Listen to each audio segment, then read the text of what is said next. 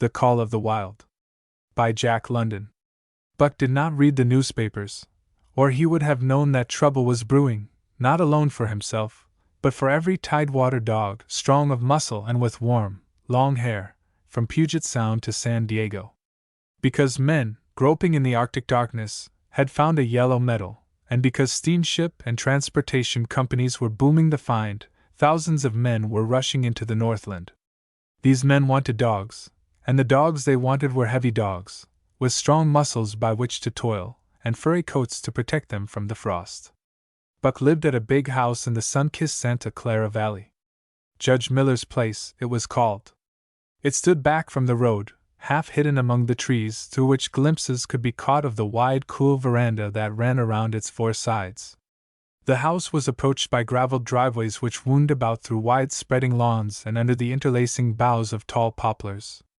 At the rear things were on even a more spacious scale than at the front.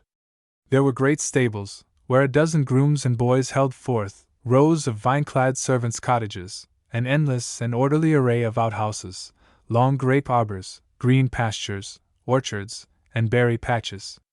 Then there was the pumping plant for the artesian well, and the big cement tank where Judge Miller's boys took their morning plunge and kept cool in the hot afternoon. And over this great domain Buck ruled. Here he was born, and here he had lived the 4 years of his life. It was true, there were other dogs, there could not but be other dogs on so vast a place, but they did not count. They came and went, resided in the populous kennels, or lived obscurely in the recesses of the house after the fashion of Toots, the Japanese pug, or Isabel, the Mexican hairless, strange creatures that rarely put nose out of doors or set foot to ground. On the other hand, there were the fox terriers, a score of them at least, who yelped fearful promises at Toots and Isabel looking out of the windows at them and protected by a legion of housemaids armed with brooms and mops. But Buck was neither house dog nor kennel dog. The whole realm was his. He plunged into the swimming tank or went hunting with the judge's sons. He escorted Molly and Alice, the judge's daughters, on long twilight or early morning rambles. On wintry nights he lay at the judge's feet before the roaring library fire. He carried the judge's grandsons on his back, or rolled them in the grass, and guarded their footsteps through wild adventures down to the fountain in the stable yard, and even beyond, where the paddocks were, and the berry patches. Among the terriers he stalked imperiously, and Toots and Isabel he utterly ignored, for he was king over all creeping, crawling, flying things of Judge Miller's Place, humans included. His father, Elmo, a huge St. Bernard, had been the judge's inseparable companion, and Buck bid fair to follow in the way of his father. He was not so large, he weighed only 140 pounds, for his mother, Shep, had been a Scotch shepherd dog. Nevertheless, 140 pounds, to which was added the dignity that comes of good living and universal respect, enabled him to carry himself in right royal fashion. During the 4 years since his puppyhood he had lived the life of a sated aristocrat. He had a fine pride in himself, was even a trifle egotistical, as country gentlemen sometimes become because of their insular situation. But he had saved himself by not becoming a mere pampered house dog. Hunting and kindred outdoor delights had kept down the fat and hardened his muscles, and to him, as to the cold tubbing races, the love of water had been a tonic and a health preserver. And this was the manner of dog Buck was in the fall of 1897, when the Klondike strike dragged men from all the world into the frozen north. But Buck did not read the newspapers, and he did not know that Manuel, one of the gardener's helpers, was an undesirable acquaintance. Manuel had one besetting sin. He loved to play Chinese lottery. Also, in his gambling, he had one besetting weakness, faith in a system, and this made his damnation certain. For to play a system requires money, while the wages of a gardener's helper do not lap over the needs of a wife and numerous progeny. The judge was at a meeting of the Raisin Growers Association, and the boys were busy organizing an athletic club on the memorable night of Manuel's treachery. No one saw him and Buck go off through the orchard on what Buck imagined was merely a stroll.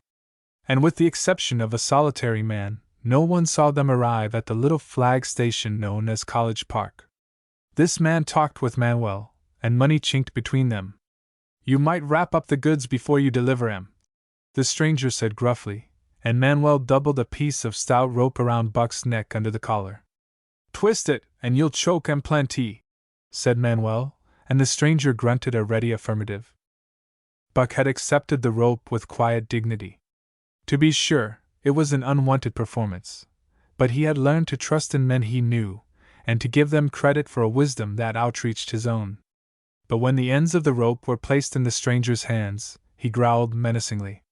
He had merely intimated his displeasure, in his pride believing that to intimate was to command. But to his surprise the rope tightened around his neck, shutting off his breath.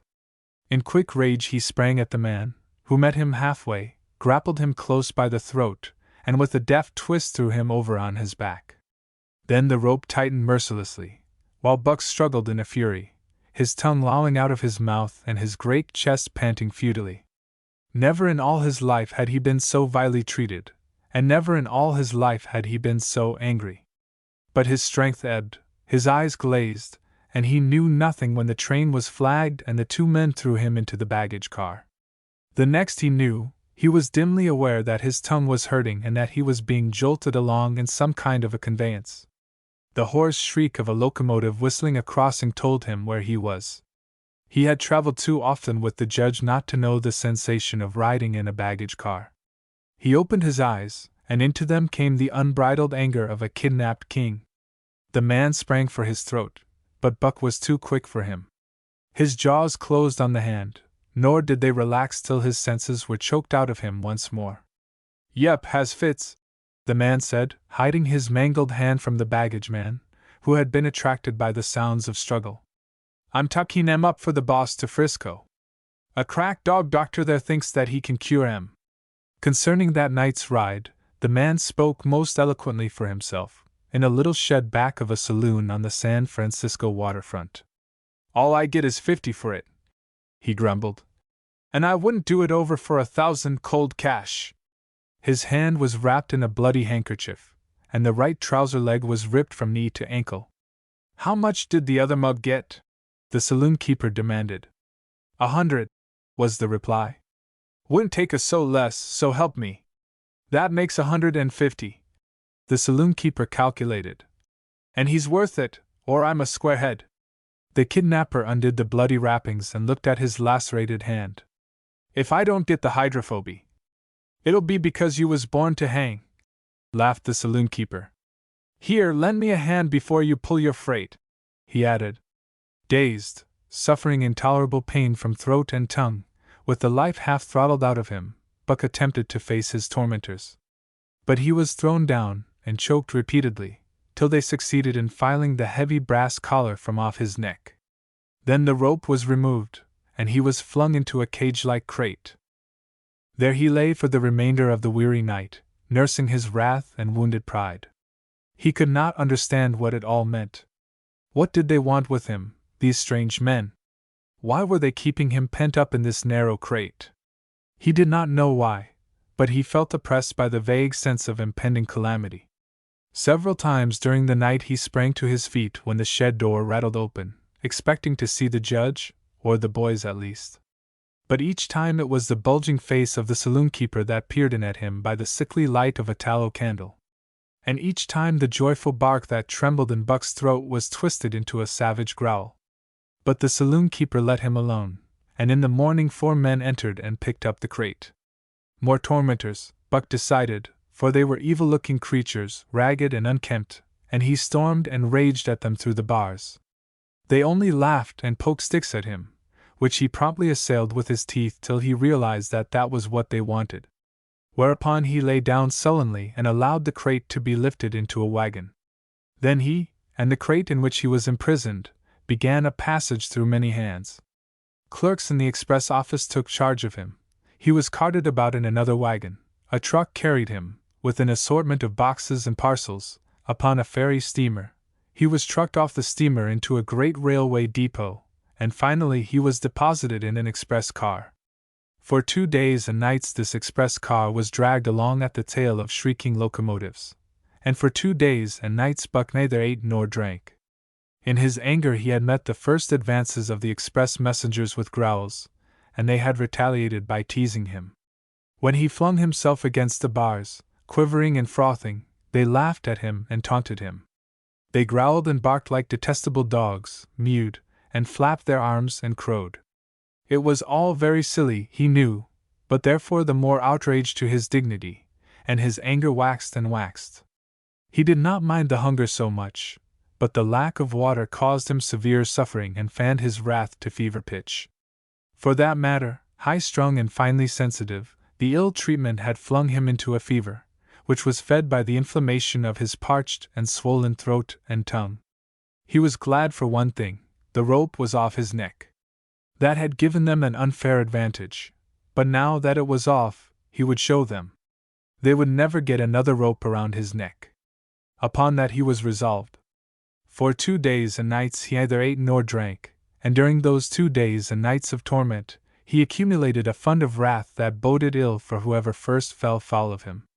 His eyes turned bloodshot, and he was metamorphosed into a raging fiend. So changed was he that the judge himself would not have recognized him, and the express messengers breathed with relief when they bundled him off the train at Seattle. 4 men gingerly carried the crate from the wagon into a small, high-walled backyard. A stout man, with a red sweater that sagged generously at the neck, came out and signed the book for the driver. That was the man, Buck divined, the next tormentor, and he hurled himself savagely against the bars. The man smiled grimly, and brought a hatchet and a club. "You ain't going to take him out now?" the driver asked. "Sure," the man replied, driving the hatchet into the crate for a pry. There was an instantaneous scattering of the 4 men who had carried it in, and from safe perches on top the wall they prepared to watch the performance. Buck rushed at the splintering wood, sinking his teeth into it, surging and wrestling with it. Wherever the hatchet fell on the outside, he was there on the inside, snarling and growling, as furiously anxious to get out as the man in the red sweater was calmly intent on getting him out. "Now, you red-eyed devil," he said, when he had made an opening sufficient for the passage of Buck's body. At the same time he dropped the hatchet and shifted the club to his right hand. And Buck was truly a red-eyed devil, as he drew himself together for the spring, hair bristling, mouth foaming, a mad glitter in his bloodshot eyes. Straight at the man he launched his 140 pounds of fury, surcharged with the pent passion of 2 days and nights. In mid-air, just as his jaws were about to close on the man, he received a shock that checked his body and brought his teeth together with an agonizing clip. He whirled over, fetching the ground on his back and side. He had never been struck by a club in his life, and did not understand. With a snarl that was part bark and more scream he was again on his feet and launched into the air. And again the shock came and he was brought crushingly to the ground. This time he was aware that it was the club, but his madness knew no caution. A dozen times he charged, and as often the club broke the charge and smashed him down. After a particularly fierce blow, he crawled to his feet, too dazed to rush. He staggered limply about, the blood flowing from nose and mouth and ears, his beautiful coat sprayed and flecked with bloody slaver. Then the man advanced and deliberately dealt him a frightful blow on the nose. All the pain he had endured was as nothing compared with the exquisite agony of this. With a roar that was almost lion-like in its ferocity, he again hurled himself at the man.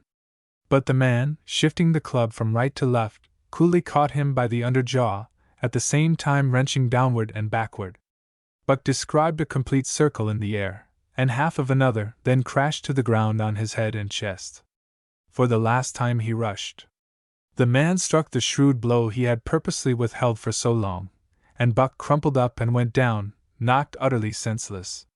"He's no slouch at dog breakin', that's what I say," one of the men on the wall cried enthusiastically.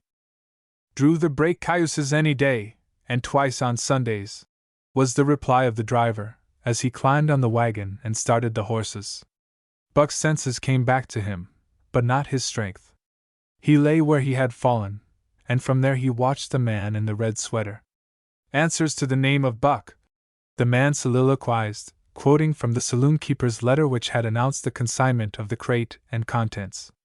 "Well, Buck, my boy," he went on in a genial voice, "we've had our little ruction, and the best thing we can do is to let it go at that.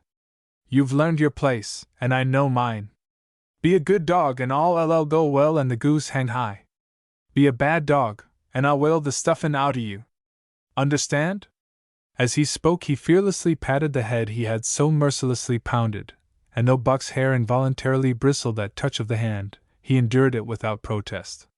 When the man brought him water, he drank eagerly, and later bolted a generous meal of raw meat, chunk by chunk, from the man's hand.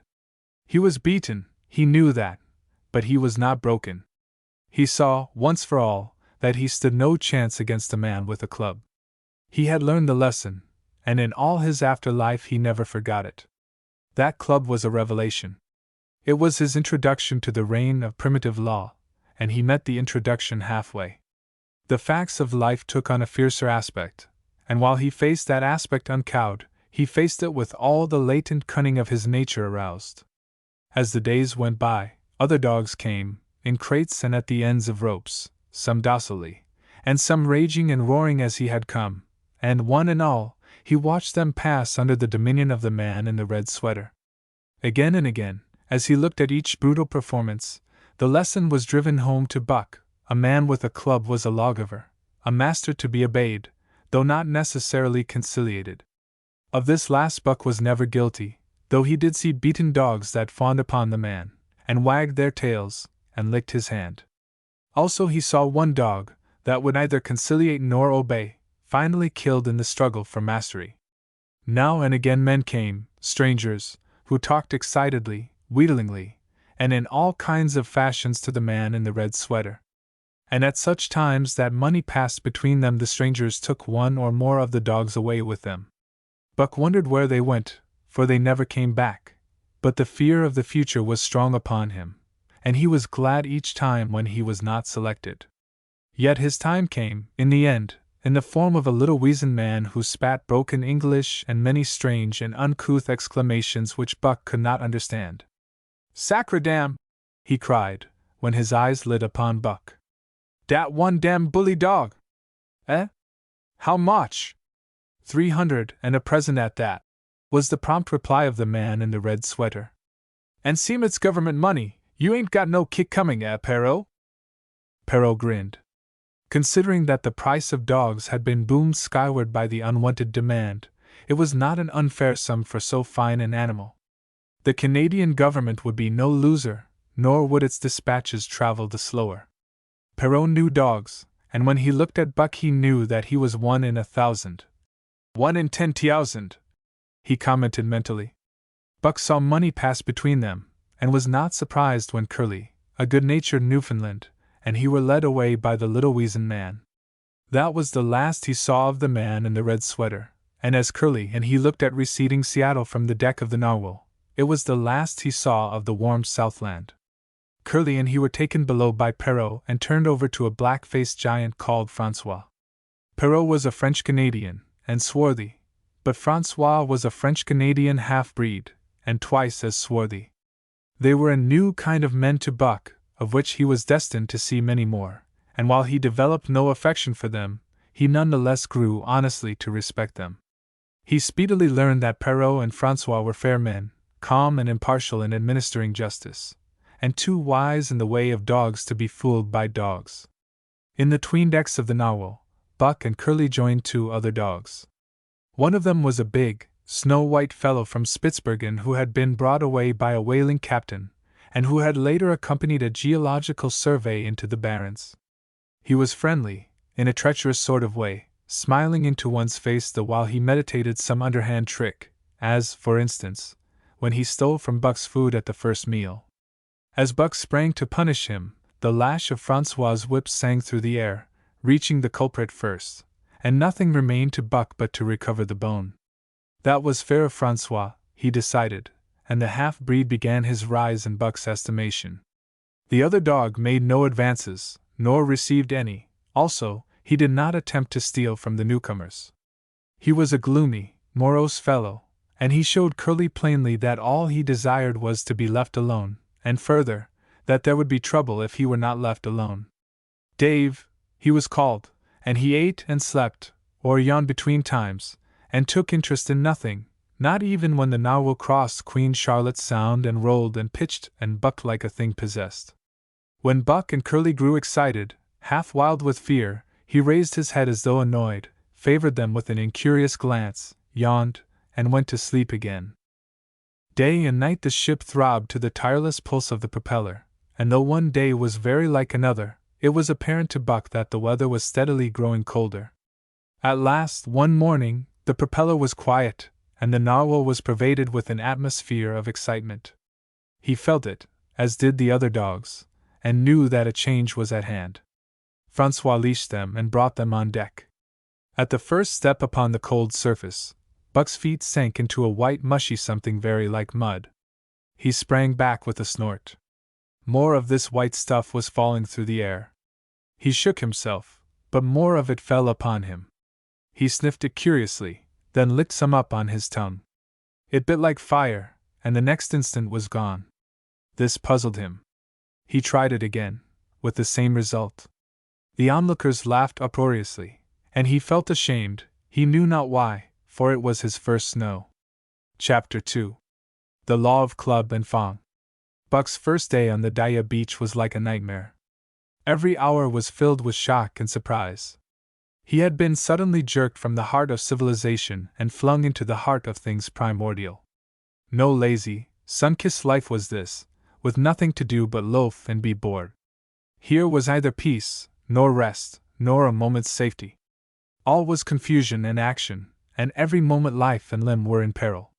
There was imperative need to be constantly alert, for these dogs and men were not town dogs and men. They were savages, all of them, who knew no law but the law of club and fang. He had never seen dogs fight as these wolfish creatures fought, and his first experience taught him an unforgettable lesson. It is true, it was a vicarious experience, else he would not have lived to profit by it. Curly was the victim. They were camped near the log store, where she, in her friendly way, made advances to a husky dog the size of a full-grown wolf, though not half so large as she. There was no warning, only a leap in like a flash, a metallic clip of teeth, a leap out equally swift, and Curly's face was ripped open from eye to jaw. It was the wolf manner of fighting, to strike and leap away, but there was more to it than this. 30 or 40 huskies ran to the spot and surrounded the combatants in an intent and silent circle. Buck did not comprehend that silent intentness, nor the eager way with which they were licking their chops. Curly rushed her antagonist, who struck again and leaped aside.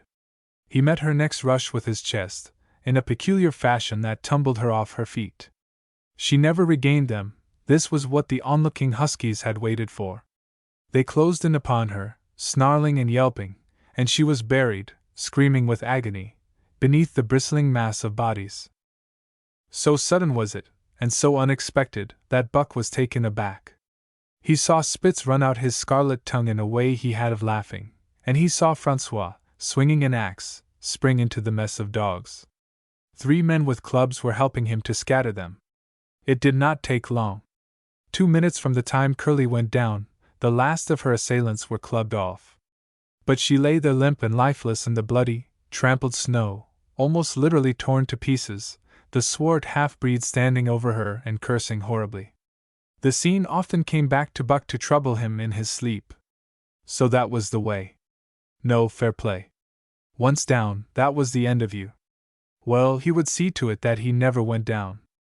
Spitz ran out his tongue and laughed again, and from that moment Buck hated him with a bitter and deathless hatred. Before he had recovered from the shock caused by the tragic passing of Curly, he received another shock. Francois fastened upon him an arrangement of straps and buckles. It was a harness, such as he had seen the grooms put on the horses at home.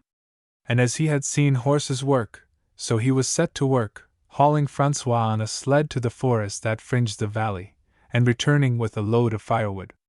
Though his dignity was sorely hurt by thus being made a draft animal, he was too wise to rebel. He buckled down with a will and did his best, though it was all new and strange.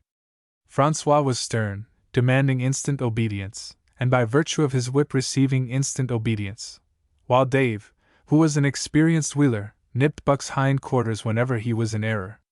Spitz was the leader, likewise experienced, and while he could not always get at Buck, he growled sharp reproof now and again, or cunningly threw his weight in the traces to jerk Buck into the way he should go. Buck learned easily, and under the combined tuition of his two mates and Francois made remarkable progress. Ere they returned to camp he knew enough to stop at Ho! To go ahead at Mush! To swing wide on the bends, and to keep clear of the wheeler when the loaded sled shot downhill at their heels. "Tiri var good dogs," Francois told Perrault. "Dat Buck heem pull lak hell. I titch him quick as anything." By afternoon, Perrault, who was in a hurry to be on the trail with his dispatches, returned with two more dogs. Billy and Joe, he called them, two brothers, and true huskies both. Sons of the one mother though they were as different as day and night. Billy's one fault was his excessive good nature, while Joe was the very opposite, sour and introspective, with a perpetual snarl and a malignant eye. Buck received them in comradely fashion. Dave ignored them, while Spitz proceeded to thrash first one and then the other. Billy wagged his tail appeasingly, turned to run when he saw that appeasement was of no avail, and cried, still appeasingly, when Spitz's sharp teeth scored his flank. But no matter how Spitz circled, Joe whirled around on his heels to face him, mane bristling, ears laid back, lips writhing and snarling, jaws clipping together as fast as he could snap, and eyes diabolically gleaming, the incarnation of belligerent fear.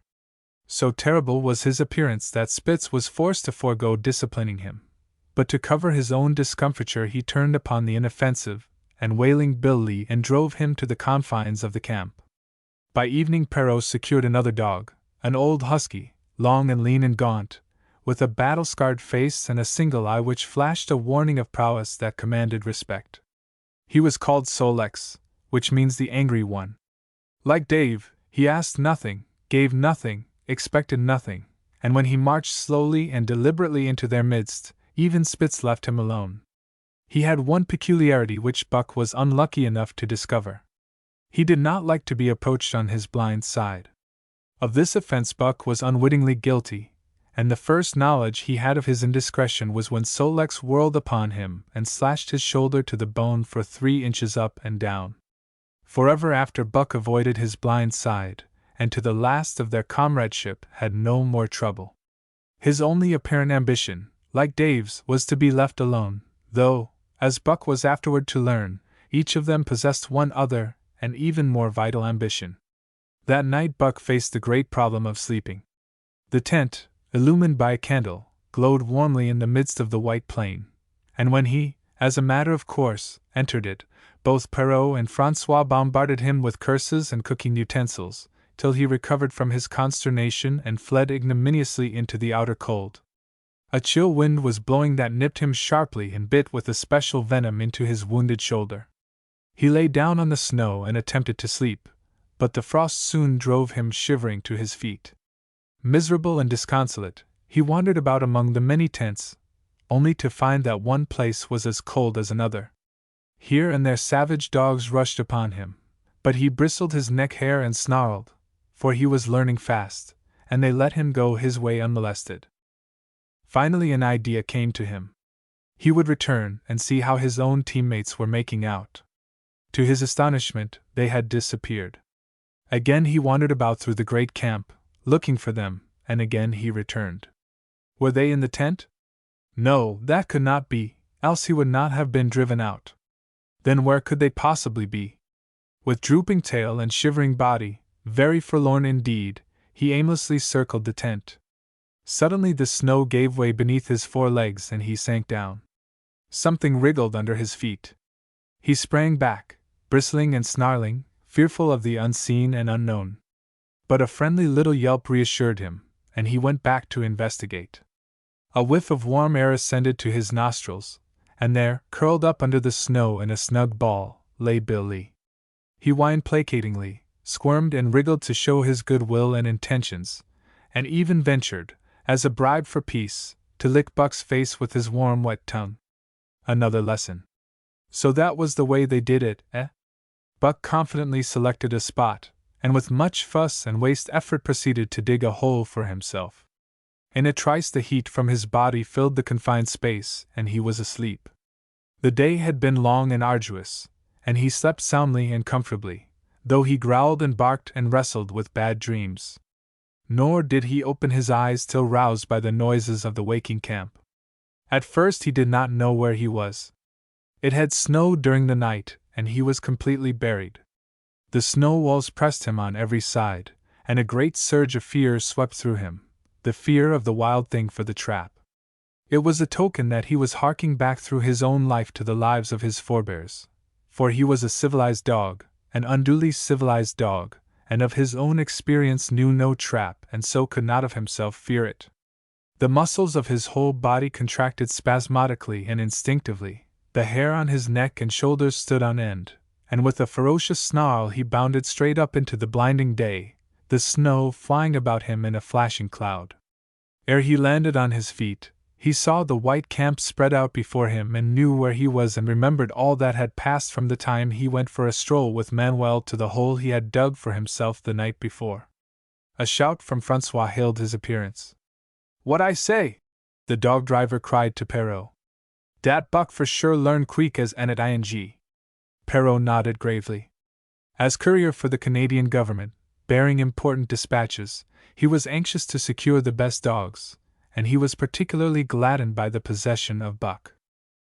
3 more huskies were added to the team inside an hour, making a total of 9, and before another quarter of an hour had passed they were in harness and swinging up the trail toward the Daya Canyon. Buck was glad to be gone, and though the work was hard he found he did not particularly despise it. He was surprised at the eagerness which animated the whole team and which was communicated to him. But still more surprising was the change wrought in Dave and Sol Lex. They were new dogs, utterly transformed by the harness. All passiveness and unconcern had dropped from them. They were alert and active, anxious that the work should go well, and fiercely irritable with whatever, by delay or confusion, retarded that work.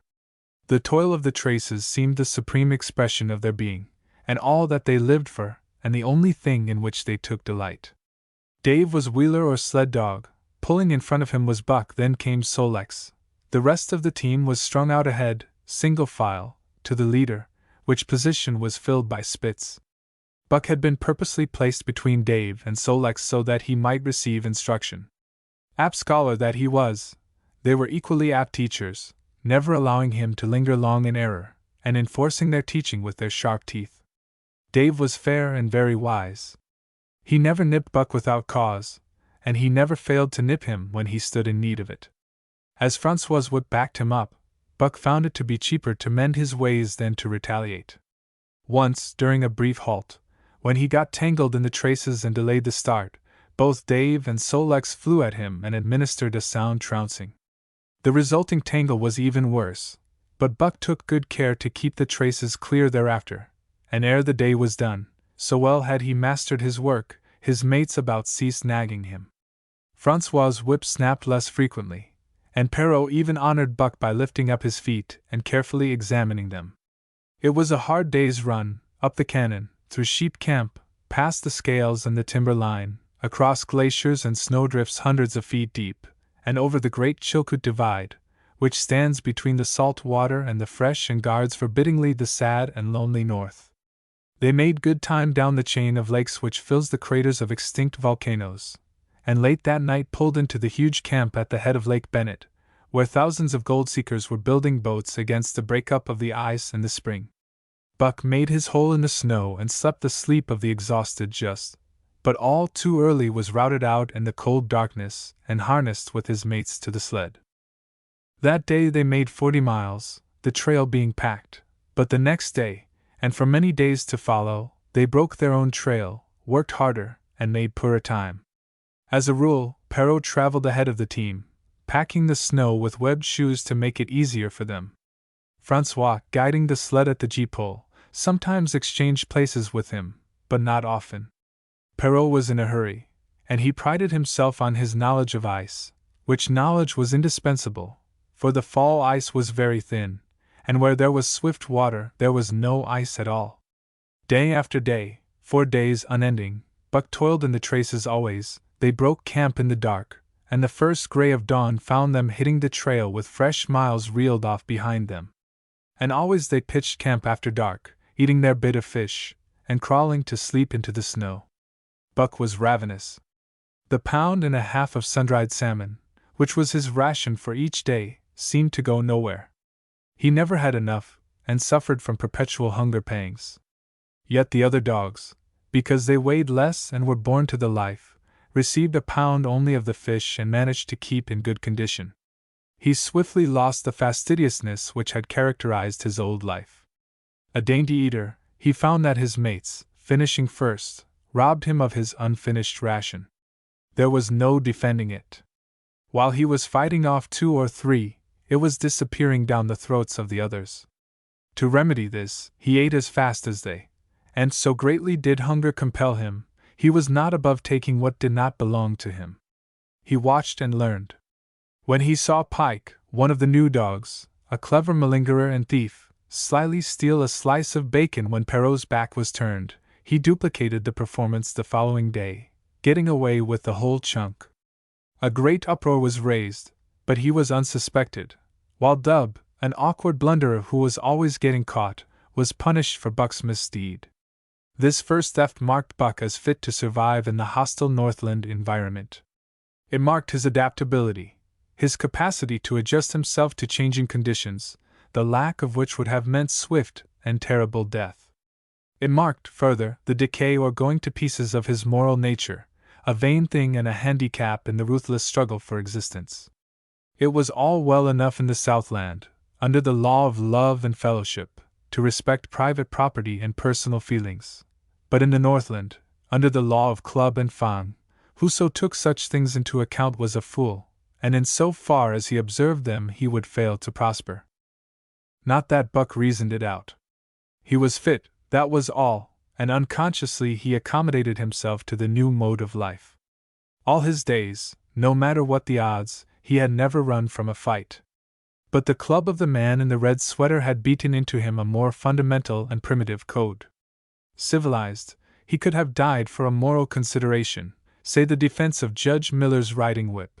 But the completeness of his decivilization was now evidenced by his ability to flee from the defense of a moral consideration, and so save his hide. He did not steal for joy of it, but because of the clamor of his stomach. He did not rob openly, but stole secretly and cunningly, out of respect for club and fang. In short, the things he did were done because it was easier to do them than not to do them. His development, or retrogression, was rapid. His muscles became hard as iron, and he grew callous to all ordinary pain. He achieved an internal as well as external economy. He could eat anything, no matter how loathsome or indigestible, and once eaten, the juices of his stomach extracted the last least particle of nutriment, and his blood carried it to the farthest reaches of his body, building it into the toughest and stoutest of tissues. Sight and scent became remarkably keen, while his hearing developed such acuteness that in his sleep he heard the faintest sound and knew whether it heralded peace or peril. He learned to bite the ice out with his teeth when it collected between his toes, and when he was thirsty and there was a thick scum of ice over the water-hole, he would break it by rearing and striking it with stiff forelegs. His most conspicuous trait was an ability to scent the wind and forecast it a night in advance. No matter how breathless the air when he dug his nest by tree or bank, the wind that later blew inevitably found him to leeward, sheltered and snug. And not only did he learn by experience, but instincts long dead became alive again. The domesticated generations fell from him. In vague ways he remembered back to the youth of the breed, to the time the wild dogs ranged in packs through the primeval forest, and killed their meat as they ran it down. It was no task for him to learn to fight with cut and slash and the quick wolf snap. In this manner had fought forgotten ancestors. They quickened the old life within him, and the old tricks which they had stamped into the heredity of the breed were his tricks. They came to him without effort or discovery, as though they had been his always. And when, on the still cold nights, he pointed his nose at a star and howled long and wolf-like, it was his ancestors, dead in dust, pointing nose at star and howling down through the centuries and through him. And his cadences were their cadences, the cadences which voiced their woe and what to them was the meaning of the stiffness, and the cold, and dark. Thus, as token of what a puppet thing life is, the ancient songs surged through him, and he came into his own again. And he came because men had found a yellow metal in the north, and because Manuel was a gardener's helper whose wages did not lap over the needs of his wife and divers small copies of himself. Chapter 3. The Dominant Primordial Beast. The dominant primordial beast was strong in Buck, and under the fierce conditions of trail life it grew and grew. Yet it was a secret growth. His newborn cunning gave him poise and control. He was too busy adjusting himself to the new life to feel at ease, and not only did he not pick fights, but he avoided them whenever possible. A certain deliberateness characterized his attitude. He was not prone to rashness and precipitate action, and in the bitter hatred between him and Spitz he betrayed no impatience, shunned all offensive acts. On the other hand, possibly because he divined in Buck a dangerous rival, Spitz never lost an opportunity of showing his teeth. He even went out of his way to bully Buck, striving constantly to start the fight which could end only in the death of one or the other. Early in the trip this might have taken place had it not been for an unwanted accident. At the end of this day they made a bleak and miserable camp on the shore of Lake Labarge. Driving snow, a wind that cut like a white-hot knife, and darkness had forced them to grope for a camping place. They could hardly have fared worse. At their backs rose a perpendicular wall of rock, and Perrault and Francois were compelled to make their fire and spread their sleeping robes on the ice of the lake itself. The tent they had discarded at Daya in order to travel light. A few sticks of driftwood furnished them with a fire that thawed down through the ice and left them to eat supper in the dark. Close in under the sheltering rock Buck made his nest. So snug and warm was it, that he was loath to leave it when Francois distributed the fish which he had first thawed over the fire. But when Buck finished his ration and returned, he found his nest occupied. A warning snarl told him that the trespasser was Spitz. Till now Buck had avoided trouble with his enemy, but this was too much. The beast in him roared. He sprang upon Spitz with a fury which surprised them both, and Spitz particularly, for his whole experience with Buck had gone to teach him that his rival was an unusually timid dog, who managed to hold his own only because of his great weight and size. Francois was surprised, too, when they shot out in a tangle from the disrupted nest, and he divined the cause of the trouble. "Ah!" he cried to Buck. "Jiff it to him, by gar! Jiff it to him, the dirty thief!" Spitz was equally willing. He was crying with sheer rage and eagerness as he circled back and forth for a chance to spring in. Buck was no less eager, and no less cautious, as he likewise circled back and forth for the advantage. But it was then that the unexpected happened, the thing which projected their struggle for supremacy far into the future, past many a weary mile of trail and toil. An oath from Perrault, the resounding impact of a club upon a bony frame, and a shrill yelp of pain, heralded the breaking forth of pandemonium. The camp was suddenly discovered to be alive with skulking furry forms, starving huskies, 4 or 5 score of them, who had scented the camp from some Indian village. They had crept in while Buck and Spitz were fighting, and when the 2 men sprang among them with stout clubs they showed their teeth and fought back. They were crazed by the smell of the food. Perrault found one with head buried in the grub box. His club landed heavily on the gaunt ribs, and the grub box was capsized on the ground. On the instant a score of the famished brutes were scrambling for the bread and bacon. The clubs fell upon them unheeded. They yelped and howled under the rain of blows, but struggled none the less madly till the last crumb had been devoured.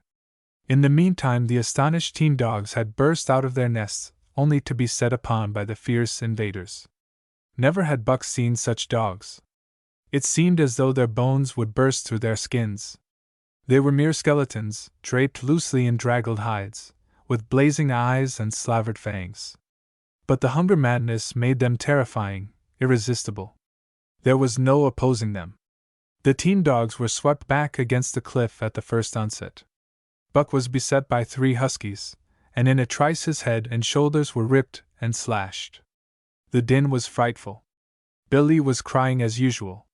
Dave and Solex, dripping blood from a score of wounds, were fighting bravely side by side. Joe was snapping like a demon.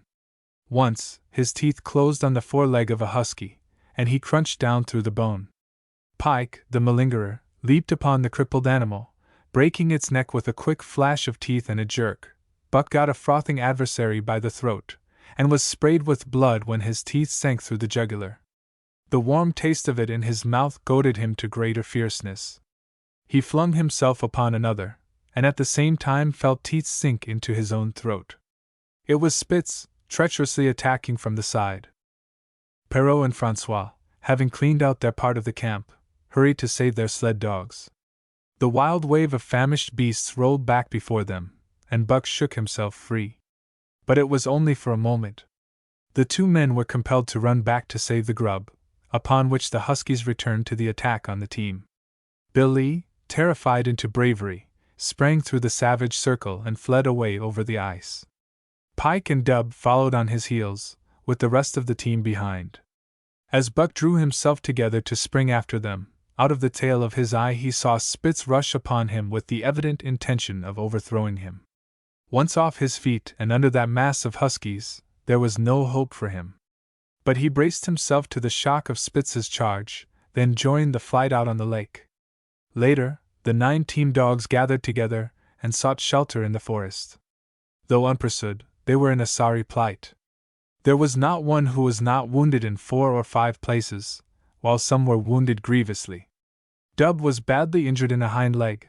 Dolly, the last husky added to the team at Daya, had a badly torn throat. Joe had lost an eye, while Billy, the good-natured, with an ear chewed and rent to ribbons, cried and whimpered throughout the night. At daybreak they limped wearily back to camp, to find the marauders gone and the 2 men in bad tempers. Fully half their grub supply was gone. The huskies had chewed through the sled lashings and canvas coverings. In fact, nothing, no matter how remotely eatable, had escaped them. They had eaten a pair of Perrault's moose-hide moccasins, chunks out of the leather traces, and even 2 feet of lash from the end of Francois's whip. He broke from a mournful contemplation of it to look over his wounded dogs. "Ah, my friends," he said softly, "meb it mek you mad dog, dose many bites. Meb all mad dog, sacredam. What you tink, Perrault?" The courier shook his head dubiously. With 400 miles of trail still between him and Dawson, he could ill afford to have madness break out among his dogs. 2 hours of cursing and exertion got the harnesses into shape, and the wound-stiffened team was under way, struggling painfully over the hardest part of the trail they had yet encountered, and for that matter, the hardest between them and Dawson. The 30-mile river was wide open. Its wild water defied the frost, and it was in the eddies only and in the quiet places that the ice held at all. 6 days of exhausting toil were required to cover those 30 terrible miles. And terrible they were, for every foot of them was accomplished at the risk of life to dog and man. A dozen times, Perrault, nosing the way, broke through the ice bridges, being saved by the long pole he carried, which he so held that it fell each time across the hole made by his body. But a cold snap was on, the thermometer registering 50 below zero, and each time he broke through he was compelled for very life to build a fire and dry his garments. Nothing daunted him. It was because nothing daunted him that he had been chosen for government courier. He took all manner of risks, resolutely thrusting his little weazened face into the frost and struggling on from dim dawn to dark. He skirted the frowning shores on rim ice that bent and crackled underfoot and upon which they dared not halt. Once the sled broke through, with Dave and Buck, and they were half frozen and all but drowned by the time they were dragged out. The usual fire was necessary to save them. They were coated solidly with ice, and the 2 men kept them on the run around the fire, sweating and thawing, so close that they were singed by the flames. At another time Spitz went through, dragging the whole team after him up to Buck, who strained backward with all his strength, his 4 paws on the slippery edge and the ice quivering and snapping all around. But behind him was Dave, likewise straining backward, and behind the sled was Francois, pulling till his tendons cracked. Again, the rim ice broke away before and behind, and there was no escape except up the cliff. Perrault scaled it by a miracle, while Francois prayed for just that miracle, and with every thawing and sled lashing and the last bit of harness rove into a long rope, the dogs were hoisted, one by one, to the cliff crest. Francois came up last, after the sled and load. Then came the search for a place to descend, which descent was ultimately made by the aid of the rope, and night found them back on the river with a quarter of a mile to the day's credit. By the time they made the Hootalinqua and good ice, Buck was played out. The rest of the dogs were in like condition, but Perrault, to make up lost time, pushed them late and early. The first day they covered 35 miles to the Big Salmon, the next day 35 more to the Little Salmon, the third day 40 miles, which brought them well up toward the Five Fingers. Buck's feet were not so compact and hard as the feet of the huskies. His head softened during the many generations since the day his last wild ancestor was tamed by a cave dweller or river man. All day long he limped in agony, and camp once made, lay down like a dead dog. Hungry as he would not move to receive his ration of fish, which Francois had to bring to him. Also, the dog driver rubbed Buck's feet for half an hour each night after supper, and sacrificed the tops of his own moccasins to make 4 moccasins for Buck. This was a great relief, and Buck caused even the weazened face of Perrault to twist itself into a grin one morning, when Francois forgot the moccasins and Buck lay on his back, his 4 feet waving appealingly in the air, and refused to budge without them. Later his feet grew hard to the trail, and the worn-out footgear was thrown away. At the Pelly one morning, as they were harnessing up, Dolly, who had never been conspicuous for anything, went suddenly mad. She announced her condition by a long, heartbreaking wolf howl that sent every dog bristling with fear, then sprang straight for Buck. He had never seen a dog go mad, nor did he have any reason to fear madness, yet he knew that here was horror, and fled away from it in a panic. Straight away he raced, with Dolly, panting and frothing, 1 leap behind, nor could she gain on him, so great was his terror, nor could he leave her, so great was her madness. He plunged through the wooded breast of the island, flew down to the lower end, crossed a back channel filled with rough ice to another island, gained a third island, curved back to the main river, and in desperation started to cross it. And all the time, though he did not look, he could hear her snarling just 1 leap behind. Francois called to him a quarter of a mile away and he doubled back, still 1 leap ahead, gasping painfully for air and putting all his faith in that Francois would save him. The dog driver held the axe poised in his hand, and as Buck shot past him the axe crashed down upon Mad Dolly's head. Buck staggered over against the sled, exhausted, sobbing for breath, helpless. This was Spitz's opportunity. He sprang upon Buck, and twice his teeth sank into his unresisting foe and ripped and tore the flesh to the bone. Then Francois's lash descended, and Buck had the satisfaction of watching Spitz receive the worst whipping as yet administered to any of the teams. "One devil, dat Spitz," remarked Perrault. "Some damn day heem killed dat Buck." "Dat Buck 2 devils," was Francois's rejoinder. "All de tam I watch dat Buck I know for sure. Listen, some damn fine day heem get mad lak hell and den heem chew dat Spitz all up and spit heem out on de snow." "Sure. I know." From then on it was war between them. Spitz, as lead dog and acknowledged master of the team, felt his supremacy threatened by this strange Southland dog. And strange Buck was to him, for of the many Southland dogs he had known, not one had shown up worthily in camp and on trail. They were all too soft, dying under the toil, the frost, and starvation. Buck was the exception. He alone endured and prospered, matching the husky in strength, savagery, and cunning. Then he was a masterful dog, and what made him dangerous was the fact that the club of the man in the red sweater had knocked all blind pluck and rashness out of his desire for mastery. He was preeminently cunning, and could bide his time with a patience that was nothing less than primitive. It was inevitable that the clash for leadership should come. Buck wanted it.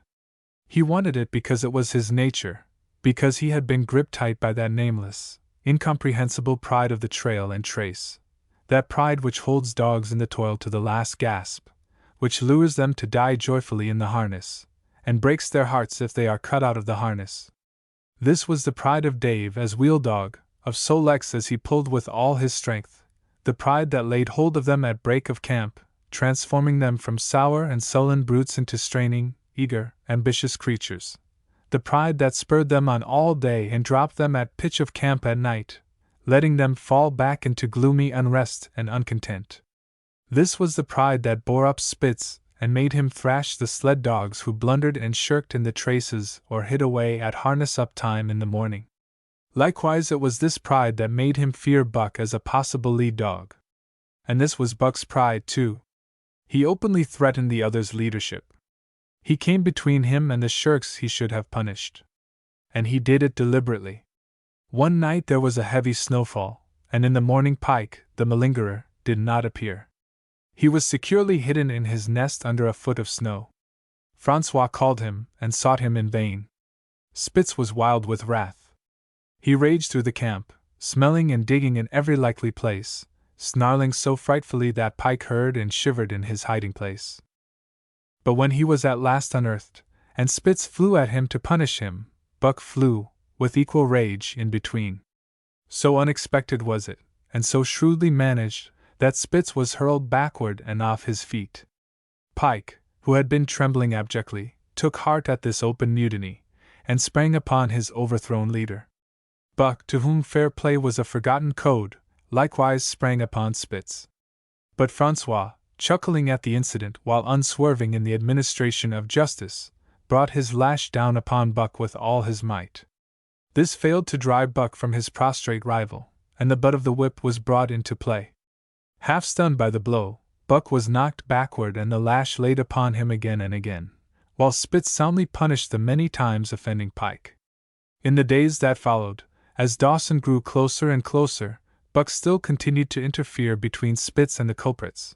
But he did it craftily. When Francois was not around, with the covert mutiny of Buck, a general insubordination sprang up and increased. Dave and Solex were unaffected, but the rest of the team went from bad to worse. Things no longer went right. There was continual bickering and jangling. Trouble was always afoot, and at the bottom of it was Buck.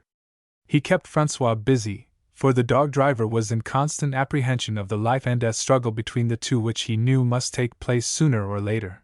And on more than one night the sounds of quarreling and strife among the other dogs turned him out of his sleeping robe, fearful that Buck and Spitz were at it. But the opportunity did not present itself, and they pulled into Dawson one dreary afternoon with the great fight still to come. Here were many men, and countless dogs, and Buck found them all at work. It seemed the ordained order of things that dogs should work.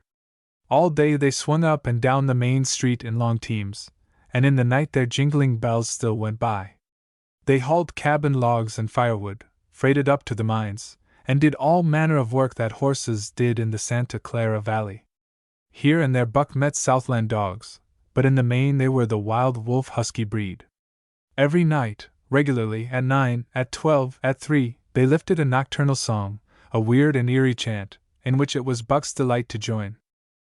With the aurora borealis flaming coldly overhead, or the stars leaping in the frost dance, and the land numb and frozen under its pall of snow, this song of the huskies might have been the defiance of life, only it was pitched in minor key, with long-drawn wailings and half-sobs, and was more the pleading of life, the articulate travail of existence. It was an old song, old as the breed itself, one of the first songs of the younger world in a day when songs were sad. It was invested with the woe of unnumbered generations, this plaint by which Buck was so strangely stirred. When he moaned and sobbed, it was with the pain of living that was of old the pain of his wild fathers, and the fear and mystery of the cold and dark that was to them fear and mystery. And that he should be stirred by it marked the completeness with which he harked back through the ages of fire and roof to the raw beginnings of life in the howling ages. 7 days from the time they pulled into Dawson, they dropped down the steep bank by the barracks to the Yukon Trail, and pulled for Dyea and Salt Water. Perrault was carrying dispatches if anything more urgent than those he had brought in. Also, the travel pride had gripped him, and he purposed to make the record trip of the year. Several things favored him in this. The week's rest had recuperated the dogs and put them in thorough trim. The trail they had broken into the country was packed hard by later journeyers. And further, the police had arranged in 2 or 3 places deposits of grub for dog and man, and he was traveling light. They made 60 Mile, which is a 50-mile run, on the first day, and the second day saw them booming up the Yukon well on their way to Pelly. But such splendid running was achieved not without great trouble and vexation on the part of Francois. The insidious revolt led by Buck had destroyed the solidarity of the team.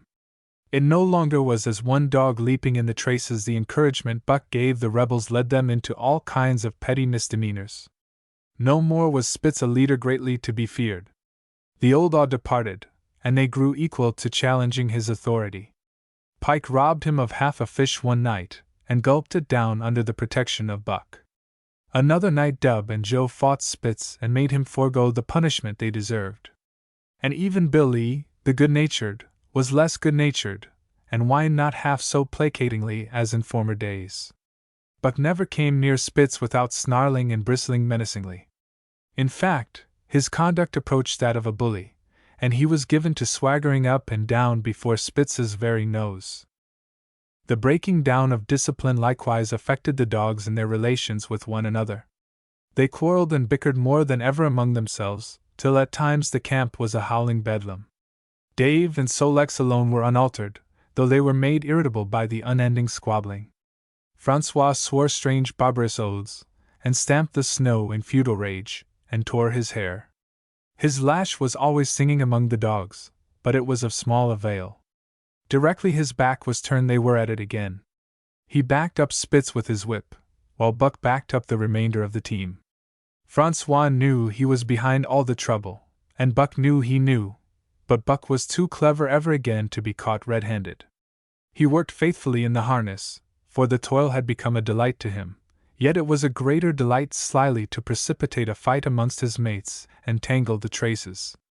At the mouth of the Tahkeena, one night after supper, Dub turned up a snowshoe rabbit, blundered it, and missed. In a second the whole team was in full cry. 100 yards away was a camp of the Northwest Police, with 50 dogs, huskies all, who joined the chase. The rabbit sped down the river, turned off into a small creek, up the frozen bed of which it held steadily. It ran lightly on the surface of the snow, while the dogs plowed through by main strength. Buck led the pack, 60 strong, around bend after bend, but he could not gain. He lay down low to the race, whining eagerly, his splendid body flashing forward, leap by leap, in the wan white moonlight. And leap by leap, like some pale frost wraith, the snowshoe rabbit flashed on ahead. All that stirring of old instincts which at stated periods drives men out from the sounding cities to forest and plain to kill things by chemically propelled leaden pellets, the blood-lust, the joy to kill, all this was Buck's, only it was infinitely more intimate. He was ranging at the head of the pack, running the wild thing down, the living meat, to kill with his own teeth and wash his muzzle to the eyes in warm blood. There is an ecstasy that marks the summit of life, and beyond which life cannot rise. And such is the paradox of living, this ecstasy comes when one is most alive, and it comes as a complete forgetfulness that one is alive. This ecstasy, this forgetfulness of living, comes to the artist, caught up and out of himself in a sheet of flame. It comes to the soldier, war mad on a stricken field and refusing quarter, and it came to Buck, leading the pack, sounding the old wolf cry, straining after the food that was alive and that fled swiftly before him through the moonlight. He was sounding the deeps of his nature, and of the parts of his nature that were deeper than he, going back into the womb of time. He was mastered by the sheer surging of life, the tidal wave of being, the perfect joy of each separate muscle, joint, and sinew, in that it was everything that was not death, that it was aglow and rampant, expressing itself in movement, flying exultantly under the stars and over the face of dead matter that did not move. But Spitz, cold and calculating even in his supreme moods, left the pack and cut across a narrow neck of land where the creek made a long bend around. Buck did not know of this, and as he rounded the bend, the frost wraith of a rabbit still flitting before him, he saw another and larger frost wraith leap from the overhanging bank into the immediate path of the rabbit. It was Spitz. The rabbit could not turn, and as the white teeth broke its back in mid-air it shrieked as loudly as a stricken man may shriek. At sound of this, the cry of life plunging down from life's apex in the grip of death, the full pack at Buck's heels raised a hell's chorus of delight. Buck did not cry out. He did not check himself, but drove in upon Spitz, shoulder to shoulder, so hard that he missed the throat. They rolled over and over in the powdery snow. Spitz gained his feet almost as though he had not been overthrown, slashing Buck down the shoulder and leaping clear. Twice his teeth clipped together, like the steel jaws of a trap, as he backed away for better footing, with lean and lifting lips that writhed and snarled. In a flash, Buck knew it. The time had come. It was to the death. As they circled about, snarling, ears laid back, keenly watchful for the advantage, the scene came to Buck with a sense of familiarity. He seemed to remember it all, the white woods, and earth, and moonlight, and the thrill of battle. Over the whiteness and silence brooded a ghostly calm. There was not the faintest whisper of air, nothing moved, not a leaf quivered, the visible breaths of the dogs rising slowly and lingering in the frosty air. They had made short work of the snowshoe rabbit, these dogs that were ill-tamed wolves, and they were now drawn up in an expectant circle. They, too, were silent, their eyes only gleaming and their breaths drifting slowly upward. To Buck it was nothing new or strange, this scene of old time. It was as though it had always been, the wonted way of things. Spitz was a practiced fighter. From Spitzbergen through the Arctic, and across Canada and the Barrens, he had held his own with all manner of dogs and achieved to mastery over them. Bitter rage was his, but never blind rage. In passion to rend and destroy, he never forgot that his enemy was in like passion to rend and destroy. He never rushed till he was prepared to receive a rush, never attacked till he had first defended that attack. In vain Buck strove to sink his teeth in the neck of the big white dog. Wherever his fangs struck for the softer flesh, they were countered by the fangs of Spitz. Fang clashed fang, and lips were cut and bleeding, but Buck could not penetrate his enemy's guard. Then he warmed up and enveloped Spitz in a whirlwind of rushes. Time and time again he tried for the snow-white throat, where life bubbled near to the surface, and each time and every time Spitz slashed him and got away. Then Buck took to rushing, as though for the throat, when, suddenly drawing back his head and curving in from the side, he would drive his shoulder at the shoulder of Spitz, as a ram by which to overthrow him. But instead, Buck's shoulder was slashed down each time as Spitz leaped lightly away. Spitz was untouched, while Buck was streaming with blood and panting hard. The fight was growing desperate. And all the while the silent and wolfish circle waited to finish off whichever dog went down. As Buck grew winded, Spitz took to rushing, and he kept him staggering for footing. Once Buck went over, and the whole circle of 60 dogs started up. But he recovered himself, almost in mid-air, and the circle sank down again and waited. But Buck possessed a quality that made for greatness, imagination. He fought by instinct, but he could fight by head as well. He rushed, as though attempting the old shoulder trick, but at the last instant swept low to the snow and in. His teeth closed on Spitz's left foreleg. There was a crunch of breaking bone, and the white dog faced him on 3 legs. Thrice he tried to knock him over, then repeated the trick and broke the right foreleg.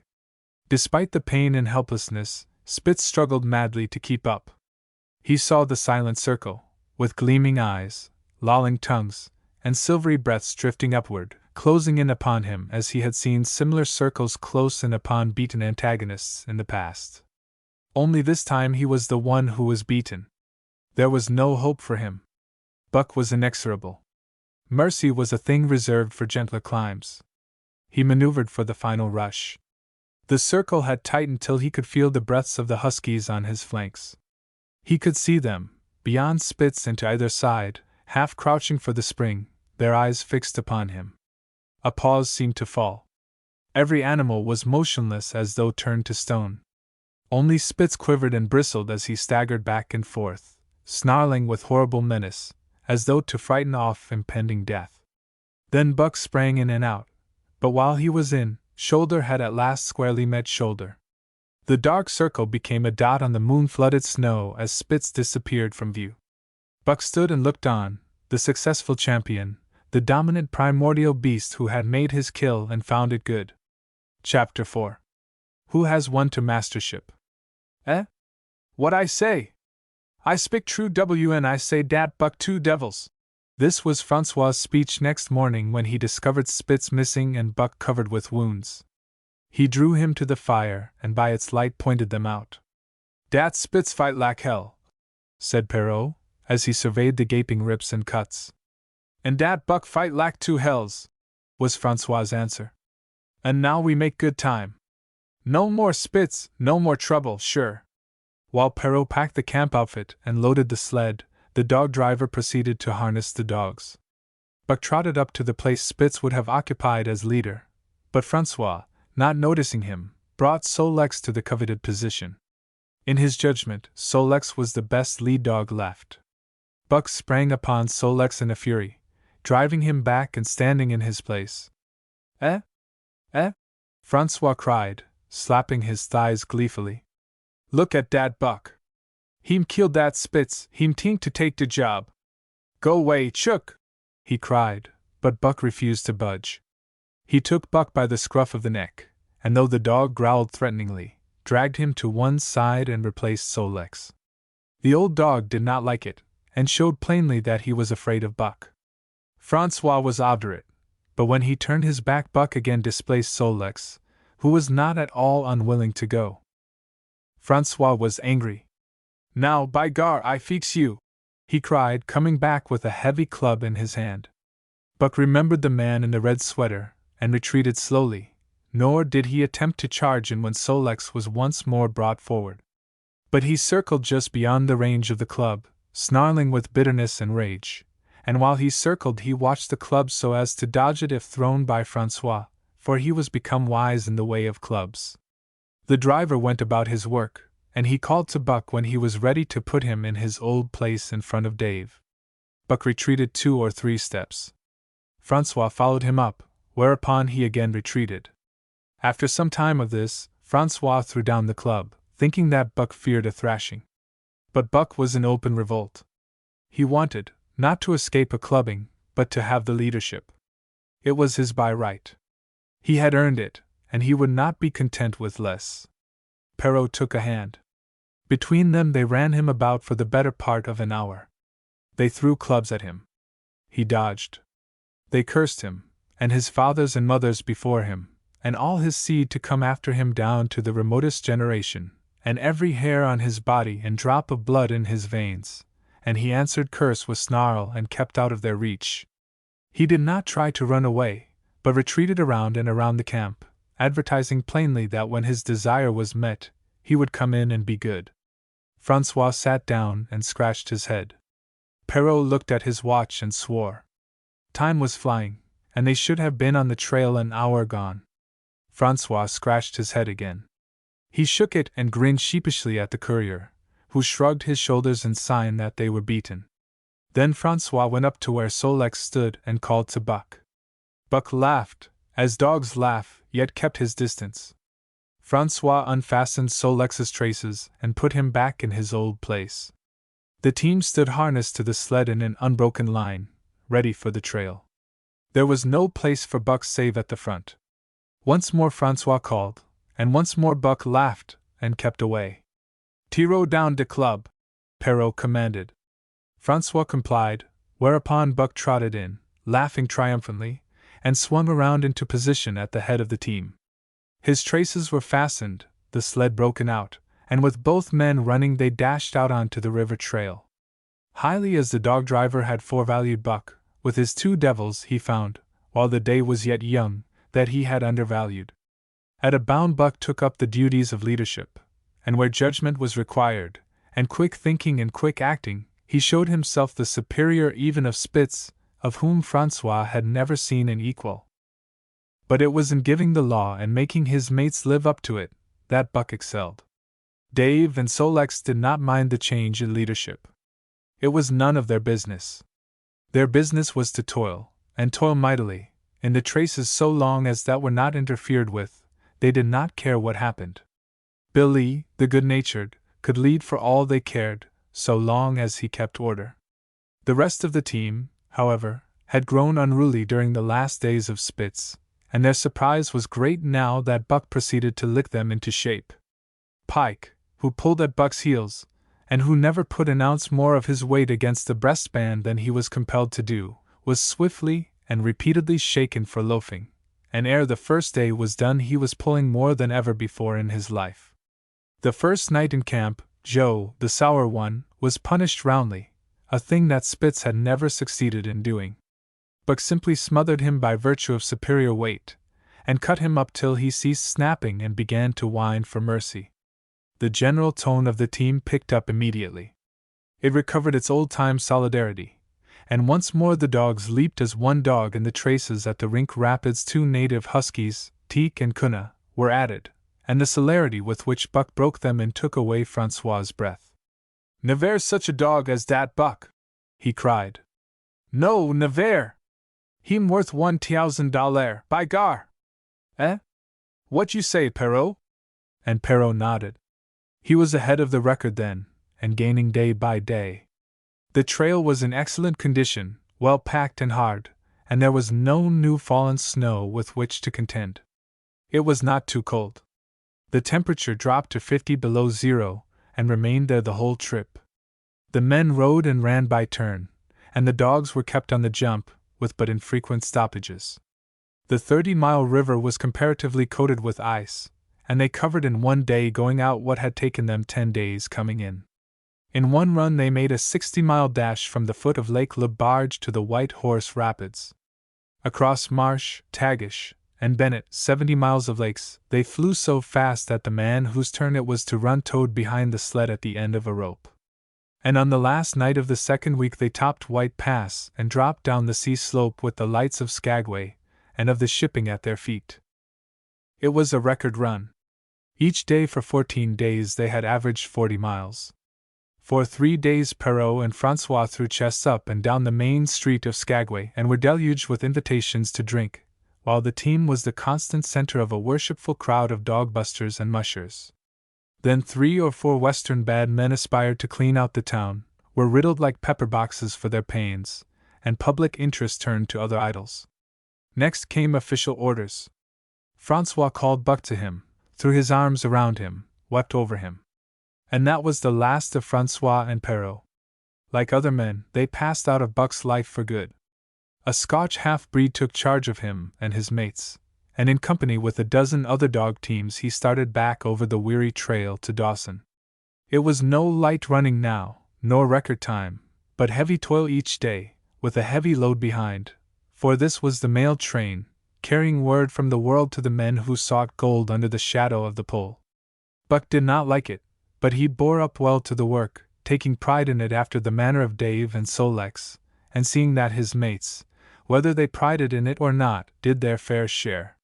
It was a monotonous life, operating with machine-like regularity. One day was very like another.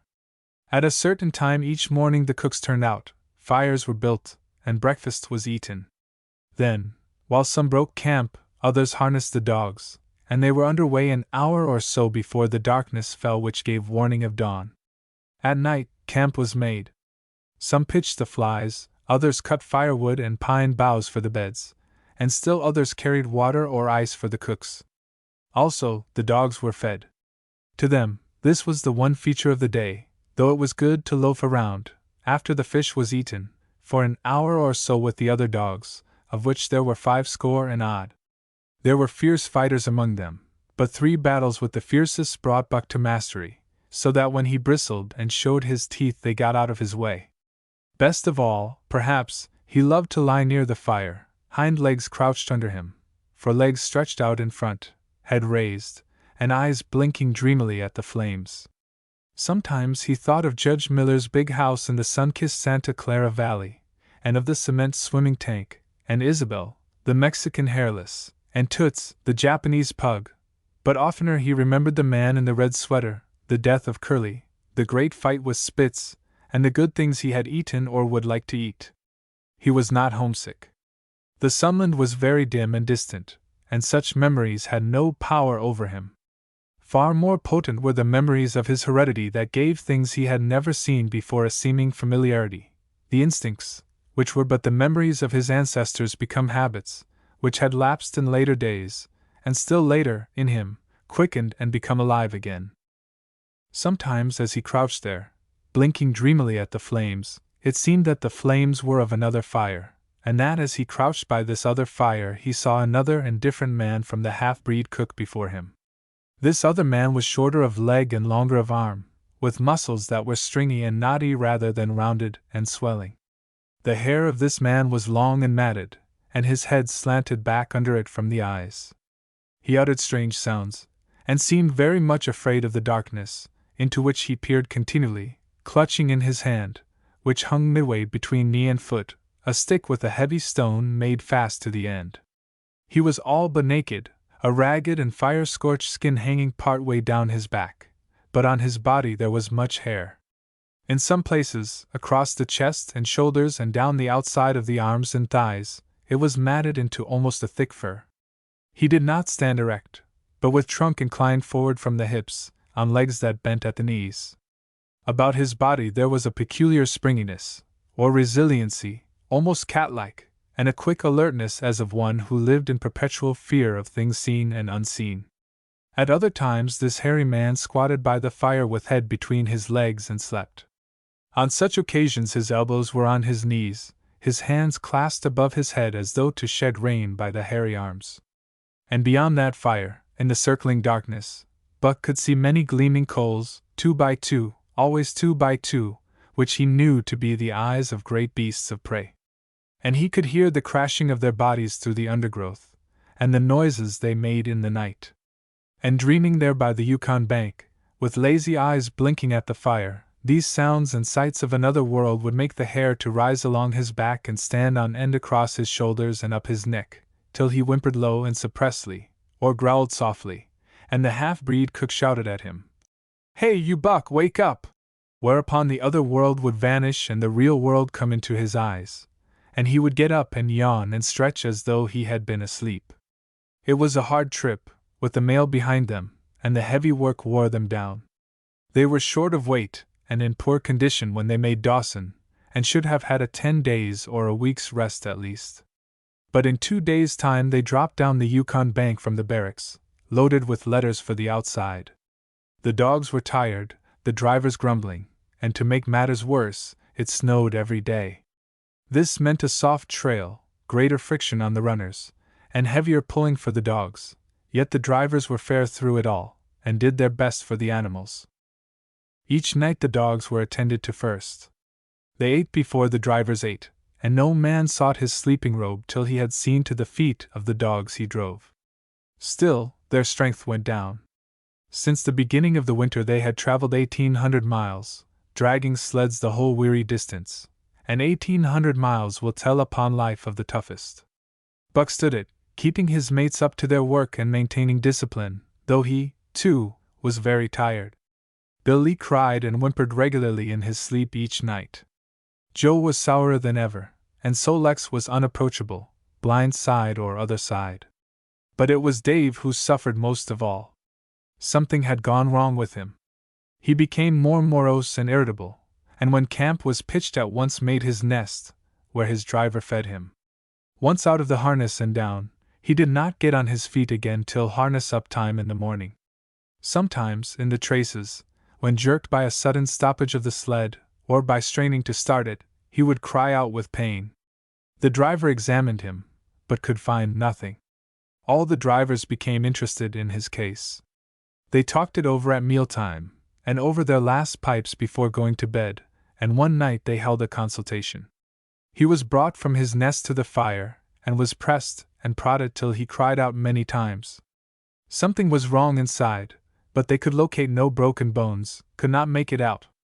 By the time Cassiar Bar was reached, he was so weak that he was falling repeatedly in the traces. The Scotch half-breed called a halt and took him out of the team, making the next dog, Sol-leks, fast to the sled.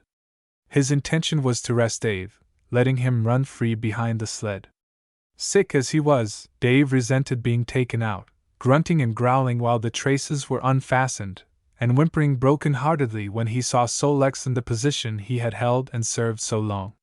For the pride of trace and trail was his, and, sick unto death, he could not bear that another dog should do his work. When the sled started, he floundered in the soft snow alongside the beaten trail, attacking Sol-leks with his teeth, rushing against him and trying to thrust him off into the soft snow on the other side, striving to leap inside his traces and get between him and the sled, and all the while whining and yelping and crying with grief and pain. The half-breed tried to drive him away with the whip, but he paid no heed to the stinging lash, and the man had not the heart to strike harder. Dave refused to run quietly on the trail behind the sled, where the going was easy, but continued to flounder alongside in the soft snow, where the going was most difficult, till exhausted. Then he fell, and lay where he fell, howling lugubriously as the long train of sleds churned by. With the last remnant of his strength he managed to stagger along behind till the train made another stop, when he floundered past the sleds to his own, where he stood alongside Sol-Lex. His driver lingered a moment to get a light for his pipe from the man behind. Then he returned and started his dogs. They swung out on the trail with remarkable lack of exertion, turned their heads uneasily, and stopped in surprise. The driver was surprised, too. The sled had not moved. He called his comrades to witness the sight. Dave had bitten through both of Sol-Lex's traces, and was standing directly in front of the sled in his proper place. He pleaded with his eyes to remain there. The driver was perplexed. His comrades talked of how a dog could break its heart through being denied the work that killed it, and recalled instances they had known, where dogs, too old for the toil, or injured, had died because they were cut out of the traces also. They held it a mercy, since Dave was to die anyway, that he should die in the traces, heart easy and content. So he was harnessed in again, and proudly he pulled as of old, though more than once he cried out involuntarily from the bite of his inward hurt. Several times he fell down, and was dragged in the traces, and once the sled ran upon him so that he limped thereafter in one of his hind legs. But he held out till camp was reached, when his driver made a place for him by the fire. Morning found him too weak to travel. At harness-up time he tried to crawl to his driver. By convulsive efforts he got on his feet, staggered, and fell. Then he wormed his way forward slowly toward where the harnesses were being put on his mates. He would advance his 4 legs and drag up his body with a sort of hitching movement, when he would advance his 4 legs and hitch ahead again for a few more inches. His strength left him, and the last his mates saw of him he lay gasping in the snow and yearning toward them. But they could hear him mournfully howling till they passed out of sight behind a belt of river timber. Here the train was halted. The Scotch half-breed slowly retraced his steps to the camp they had left. The men ceased talking. A revolver shot rang out. The man came back hurriedly. The whips snapped, the bells tinkled merrily, the sleds churned along the trail. But Buck knew, and every dog knew, what had taken place behind the belt of river trees. Chapter 5. The Toil of Trace and Trail. 30 days from the time it left Dawson, the salt water mail, with Buck and his mates at the fore, arrived at Skagway. They were in a wretched state, worn out and worn down. Buck's 140 pounds had dwindled to 115. The rest of his mates, though lighter dogs, had relatively lost more weight than he. Pike, the malingerer, who, in his lifetime of deceit, had often successfully feigned a hurt leg, was now limping in earnest. Sol-Lex was limping, and Dub was suffering from a wrenched shoulder blade.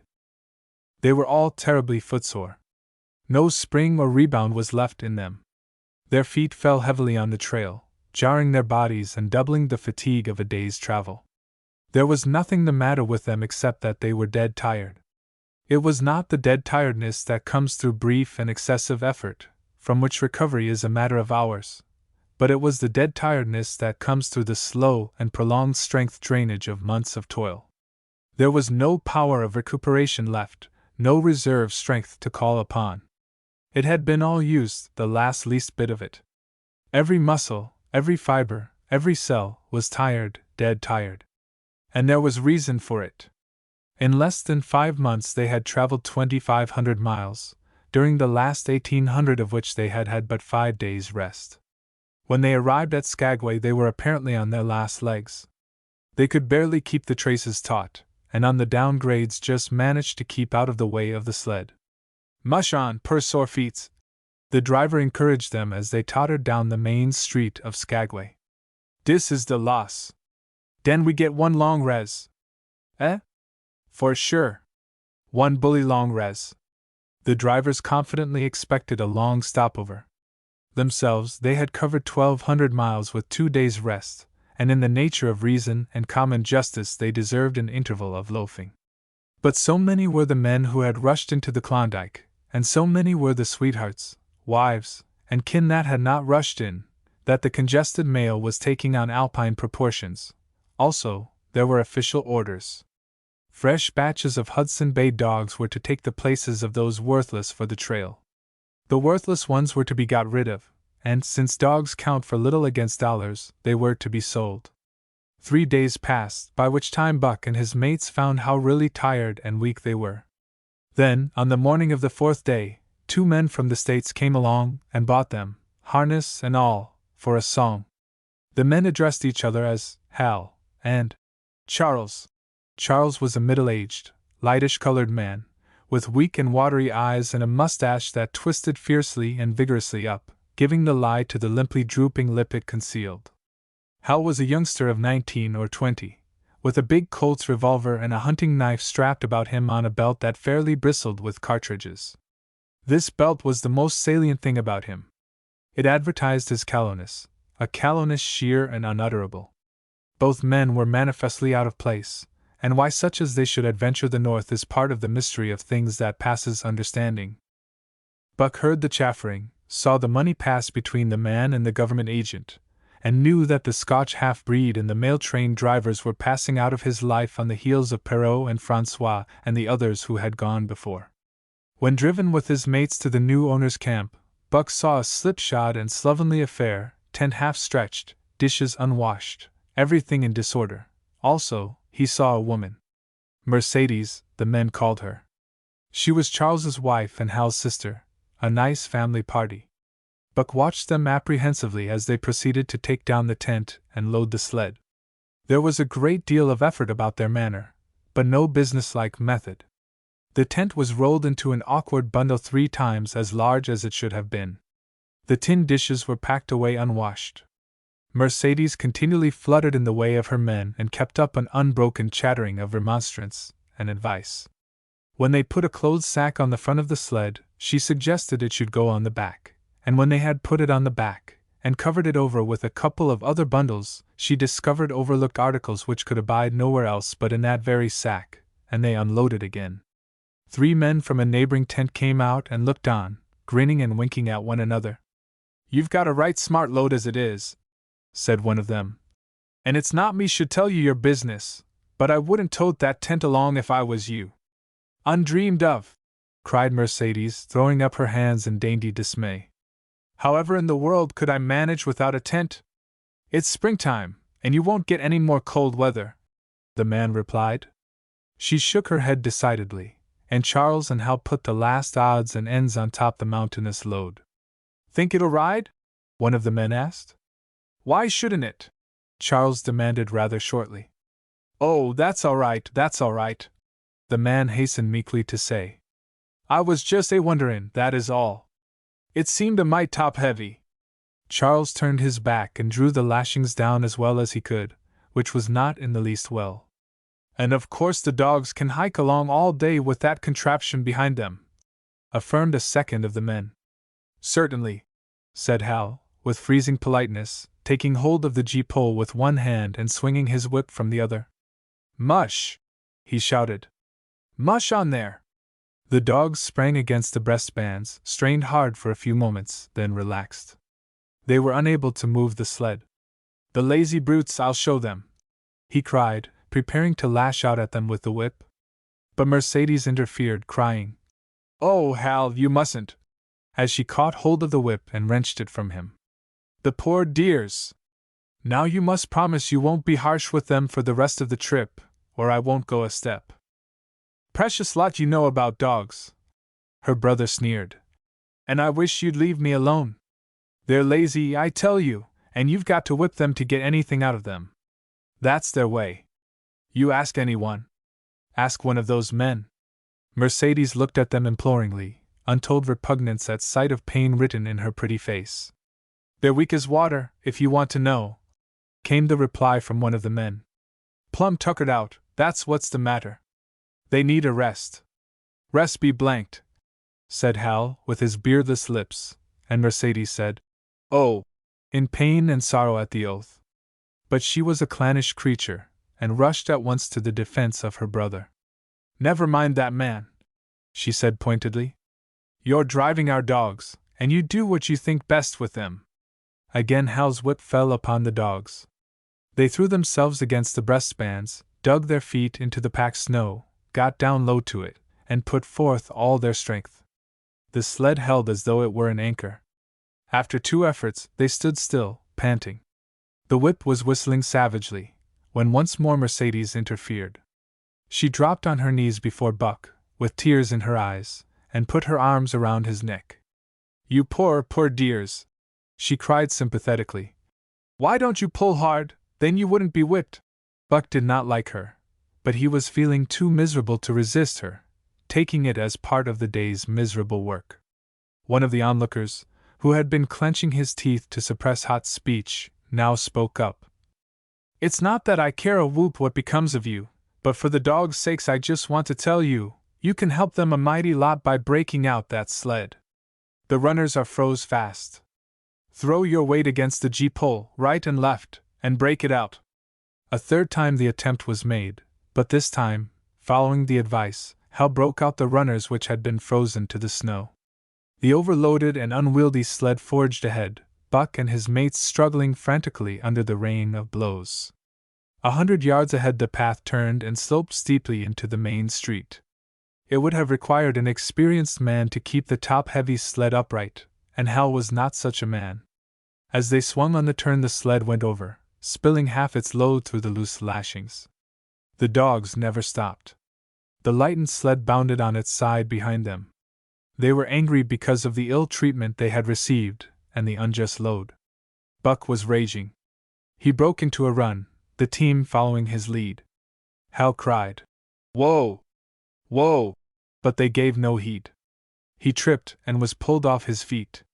The capsized sled ground over him, and the dogs dashed on up the street, adding to the gaiety of Skagway as they scattered the remainder of the outfit along its chief thoroughfare. Kind-hearted citizens caught the dogs and gathered up the scattered belongings. Also, they gave advice. Half the load and twice the dogs, if they ever expected to reach Dawson, was what was said.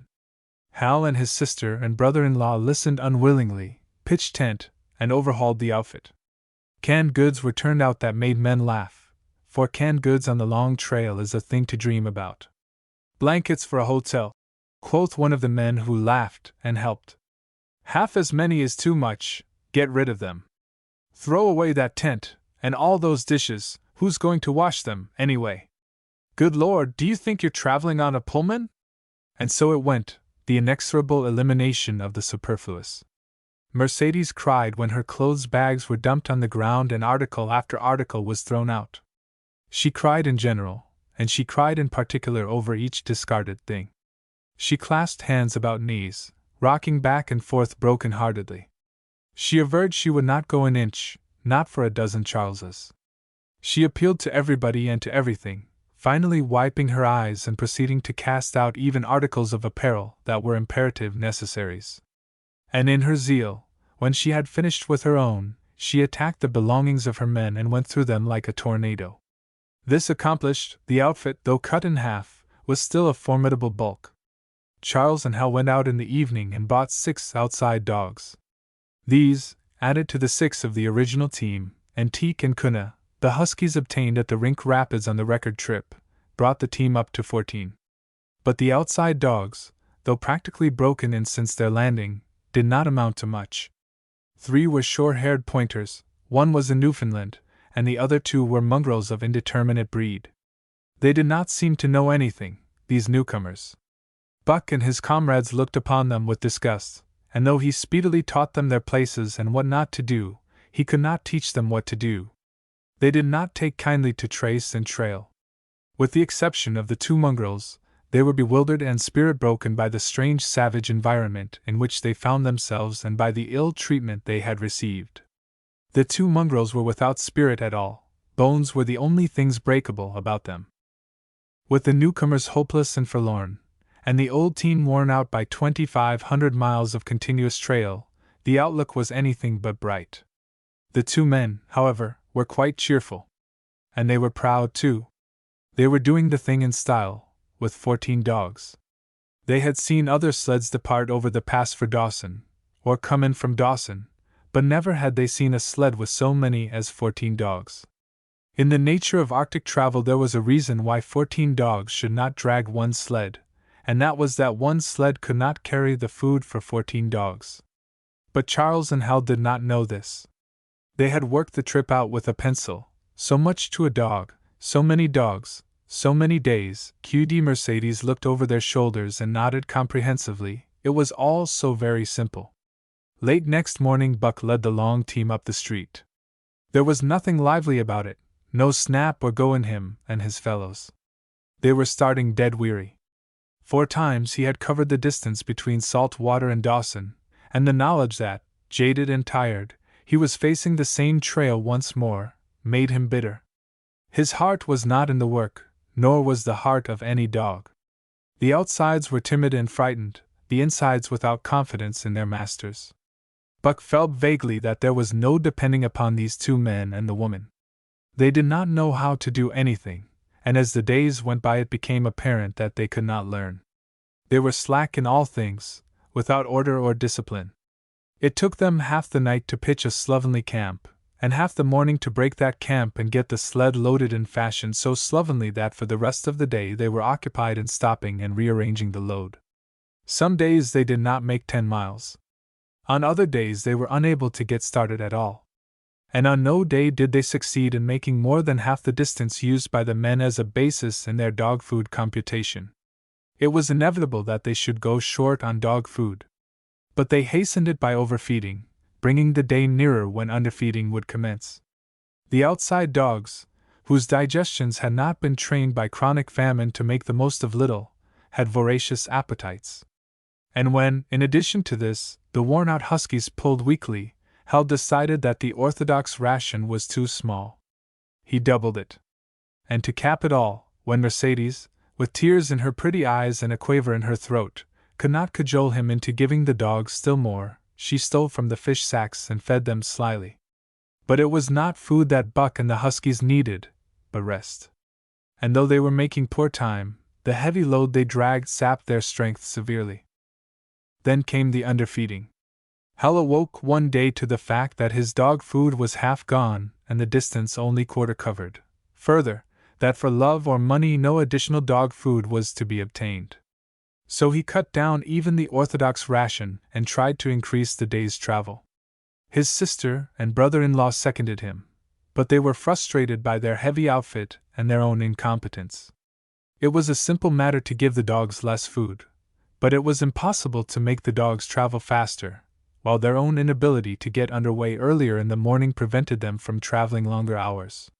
Not only did they not know how to work dogs, but they did not know how to work themselves.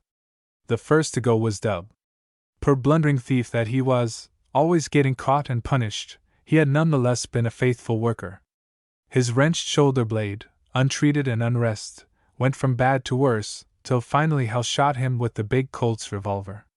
It is a saying of the country that an outside dog starves to death on the ration of the husky, so the 6 outside dogs under Buck could do no less than die on half the ration of the husky. The Newfoundland went first, followed by the 3 short-haired pointers, the 2 mongrels hanging more grittily on to life, but going in the end. By this time all the amenities and gentlenesses of the Southland had fallen away from the 3 people. Shorn of its glamour and romance, Arctic travel became to them a reality too harsh for their manhood and womanhood. Mercedes ceased weeping over the dogs, being too occupied with weeping over herself and with quarreling with her husband and brother. To quarrel was the one thing they were never too weary to do. Their irritability arose out of their misery, increased with it, doubled upon it, outdistanced it. The wonderful patience of the trail which comes to men who toil hard and suffer sore, and remain sweet of speech and kindly, did not come to these 2 men and the woman. They had no inkling of such a patience. They were stiff and in pain. Their muscles ached, their bones ached, their very hearts ached, and because of this they became sharp of speech, and hard words were first on their lips in the morning and last at night. Charles and Hal wrangled whenever Mercedes gave them a chance. It was the cherished belief of each that he did more than his share of the work, and neither forbore to speak this belief at every opportunity. Sometimes Mercedes sided with her husband, sometimes with her brother. The result was a beautiful and unending family quarrel. starting from a dispute as to which should chop a few sticks for the fire, a dispute which concerned only Charles and Hal, presently would be lugged in the rest of the family, fathers, mothers, uncles, cousins, people thousands of miles away, and some of them dead. That Hal's views on art, or the sort of society plays his mother's brother wrote, should have anything to do with the chopping of a few sticks of firewood, passes comprehension. Nevertheless, the quarrel was as likely to tend in that direction as in the direction of Charles's political prejudices. And that Charles's sister's tale-bearing tongue should be relevant to the building of a Yukon fire, was apparent only to Mercedes, who disburdened herself of copious opinions upon that topic, and incidentally upon a few other traits unpleasantly peculiar to her husband's family. In the meantime the fire remained unbuilt, the camp half-pitched, and the dogs unfed. Mercedes nursed a special grievance, the grievance of sex. She was pretty and soft, and had been chivalrously treated all her days. But the present treatment by her husband and brother was everything save chivalrous. It was her custom to be helpless, they complained. Upon which impeachment of what to her was her most essential sex prerogative, she made their lives unendurable. She no longer considered the dogs, and because she was sore and tired, she persisted in riding on the sled. She was pretty and soft, but she weighed 120 pounds, a lusty last straw to the load dragged by the weak and starving animals. She rode for days, till they fell in the traces and the sled stood still. Charles and Hal begged her to get off and walk, pleaded with her, entreated, the while she wept and importuned heaven with a recital of their brutality. On one occasion they took her off the sled by main strength. They never did it again. She let her legs go limp like a spoiled child, and sat down on the trail. They went on their way, but she did not move. After they had traveled 3 miles they unloaded the sled, came back for her, and by main strength put her on the sled again. In the excess of their own misery they were callous to the suffering of their animals. Hal's theory, which he practiced on others, was that one must get hardened. He had started out preaching it to his sister and brother-in-law. Failing there, he hammered it into the dogs with a club. At the 5 fingers the dog food gave out, and a toothless old squaw offered to trade them a few pounds of frozen horsehide for the Colt's revolver that kept the big hunting knife company at Hal's hip. A poor substitute for food was this hide, just as it had been stripped from the starved horses of the cattlemen 6 months back. In its frozen state it was more like strips of galvanized iron, and when a dog wrestled it into his stomach it thawed into thin and innutritious leathery strings and into a mass of short hair, irritating and indigestible. And through it all Buck staggered along at the head of the team as in a nightmare. He pulled when he could. When he could no longer pull, he fell down, and remained down till blows from whip or club drove him to his feet again. All the stiffness and gloss had gone out of his beautiful furry coat. The hair hung down, limp and draggled, or matted with dried blood where Hal's club had bruised him. His muscles had wasted away to knotty strings, and the flesh pads had disappeared, so that each rib and every bone in his frame were outlined cleanly through the loose hide that was wrinkled in folds of emptiness. It was heartbreaking, only Buck's heart was unbreakable. The man in the red sweater had proved that. As it was with Buck, so was it with his mates. They were perambulating skeletons. There were 7 altogether, including him. In their very great misery they had become insensible to the bite of the lash or the bruise of the club. The pain of the beating was dull and distant, just as the things their eyes saw and their ears heard seemed dull and distant. They were not half living, or quarter living. They were simply so many bags of bones in which sparks of life fluttered faintly. When a halt was made, they dropped down in the traces like dead dogs, and the spark dimmed and paled and seemed to go out. And when the club or whip fell upon them, the spark fluttered feebly up, and they tottered to their feet and staggered on. There came a day when Billy, the good-natured, fell and could not rise. Hal had traded off his revolver, so he took the axe and knocked Billy on the head as he lay in the traces, then cut the carcass out of the harness and dragged it to one side. Buck saw, and his mates saw, and they knew that this thing was very close to them. On the next day Kuna went, and but 5 of them remained: Joe, too far gone to be malignant; Pike, crippled and limping, only half conscious and not conscious enough longer to malinger; Solex, the one-eyed, still faithful to the toil of trace and trail, and mournful in that he had so little strength with which to pull; Teak, who had not traveled so far that winter and who was now beaten more than the others because he was fresher; and Buck, still at the head of the team, but no longer enforcing discipline or striving to enforce it, blind with weakness half the time and keeping the trail by the loom of it and by the dim feel of his feet.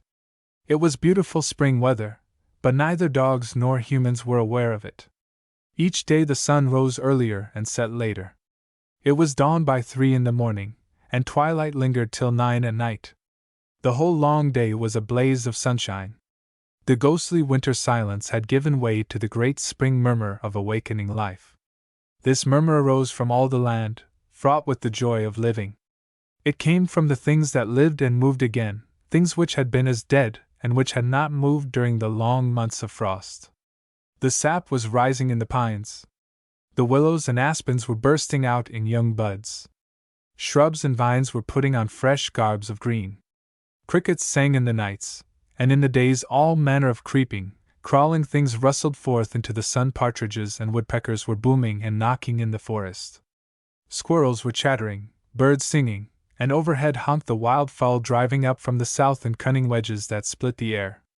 From every hill slope came the trickle of running water, the music of unseen fountains. All things were thawing, bending, snapping. The Yukon was straining to break loose the ice that bound it down. It ate away from beneath, the sun ate from above. Airholes formed, fissures sprang and spread apart, while thin sections of ice fell through bodily into the river. And amid all this bursting, rending, throbbing of awakening life, under the blazing sun and through the soft sighing breezes, like wayfarers to death, staggered the 2 men, the woman, and the huskies. With the dogs falling, Mercedes weeping and riding, Hal swearing innocuously, and Charles's eyes wistfully watering, they staggered into John Thornton's camp at the mouth of White River. When they halted, the dogs dropped down as though they had all been struck dead. Mercedes dried her eyes and looked at John Thornton. Charles sat down on a log to rest. He sat down very slowly and painstakingly, what of his great stiffness. Hal did the talking. John Thornton was whittling the last touches on an axe handle he had made from a stick of birch. He whittled and listened, gave monosyllabic replies, and when it was asked, terse advice. He knew the breed, and he gave his advice in the certainty that it would not be followed. They told us up above that the bottom was dropping out of the trail and that the best thing for us to do was to lay over, Hal said in response to Thornton's warning to take no more chances on the rotten ice. They told us we couldn't make White River, and here we are. This last with a sneering ring of triumph in it. And they told you true, John Thornton answered. The bottom's likely to drop out at any moment. Only fools, with the blind luck of fools, could have made it. I tell you straight, I wouldn't risk my carcass on that ice for all the gold in Alaska. That's because you're not a fool, I suppose, said Hal. All the same, we'll go on to Dawson. He uncoiled his whip. Get up there, Buck. Hi. Get up there. Mush on. Thornton went on whittling. It was idle, he knew, to get between a fool and his folly, while 2 or 3 fools more or less would not alter the scheme of things. But the team did not get up at the command. It had long since passed into the stage where blows were required to rouse it. The whip flashed out, here and there, on its merciless errands. John Thornton compressed his lips. Sol-Lex was the first to crawl to his feet. Teak followed. Joe came next, yelping with pain. Pike made painful efforts. Twice he fell over, when half up, and on the 3rd attempt managed to rise. Buck made no effort. He lay quietly where he had fallen. The lash bit into him again and again, but he neither whined nor struggled. Several times Thornton started, as though to speak, but changed his mind. A moisture came into his eyes, and, as the whipping continued, he arose and walked irresolutely up and down. This was the first time Buck had failed, in itself a sufficient reason to drive Hal into a rage. He exchanged the whip for the customary club. Buck refused to move under the rain of heavier blows which now fell upon him. Like his mates, he was barely able to get up, but unlike them, he had made up his mind not to get up. He had a vague feeling of impending doom. This had been strong upon him when he pulled into the bank, and it had not departed from him. What of the thin and rotten ice he had felt under his feet all day? It seemed that he sensed disaster close at hand, out there ahead on the ice where his master was trying to drive him. He refused to stir. So greatly had he suffered, and so far gone was he, that the blows did not hurt much. And as they continued to fall upon him, the spark of life within flickered and went down. It was nearly out. He felt strangely numb. As though from a great distance, he was aware that he was being beaten. The last sensations of pain left him. He no longer felt anything, though very faintly he could hear the impact of the club upon his body. But it was no longer his body, it seemed so far away. And then, suddenly, without warning, uttering a cry that was inarticulate and more like the cry of an animal, John Thornton sprang upon the man who wielded the club. Hal was hurled backward, as though struck by a falling tree. Mercedes screamed. Charles looked on wistfully, wiped his watery eyes, but did not get up because of his stiffness. John Thornton stood over Buck, struggling to control himself, too convulsed with rage to speak. "If you strike that dog again, I'll kill you," he at last managed to say in a choking voice. "It's my dog," Hal replied, wiping the blood from his mouth as he came back. "Get out of my way, or I'll fix you. I'm going to Dawson." Thornton stood between him and Buck, and evinced no intention of getting out of the way. Hal drew his long hunting knife.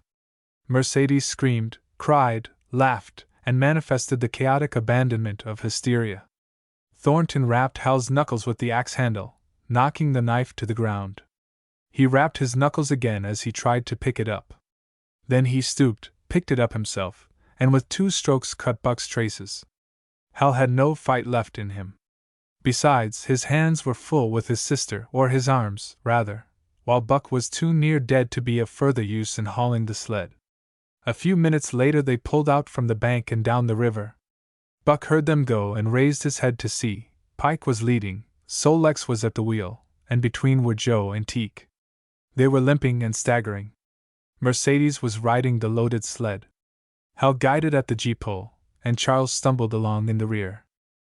As Buck watched them, Thornton knelt beside him and with rough, kindly hands searched for broken bones. By the time his search had disclosed nothing more than many bruises and a state of terrible starvation, the sled was a quarter of a mile away. Dog and man watched it crawling along over the ice.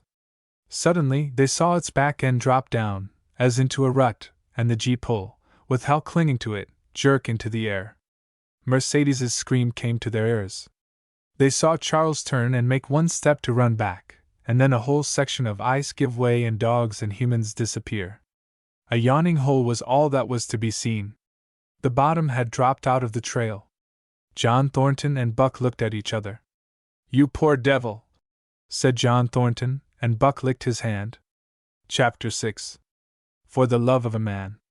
When John Thornton froze his feet in the previous December, his partners had made him comfortable and left him to get well, going on themselves up the river to get out a raft of saw logs for Dawson.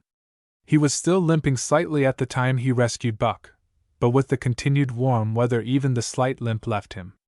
And here, lying by the river bank through the long spring days, watching the running water, listening lazily to the songs of birds and the hum of nature, Buck slowly won back his strength.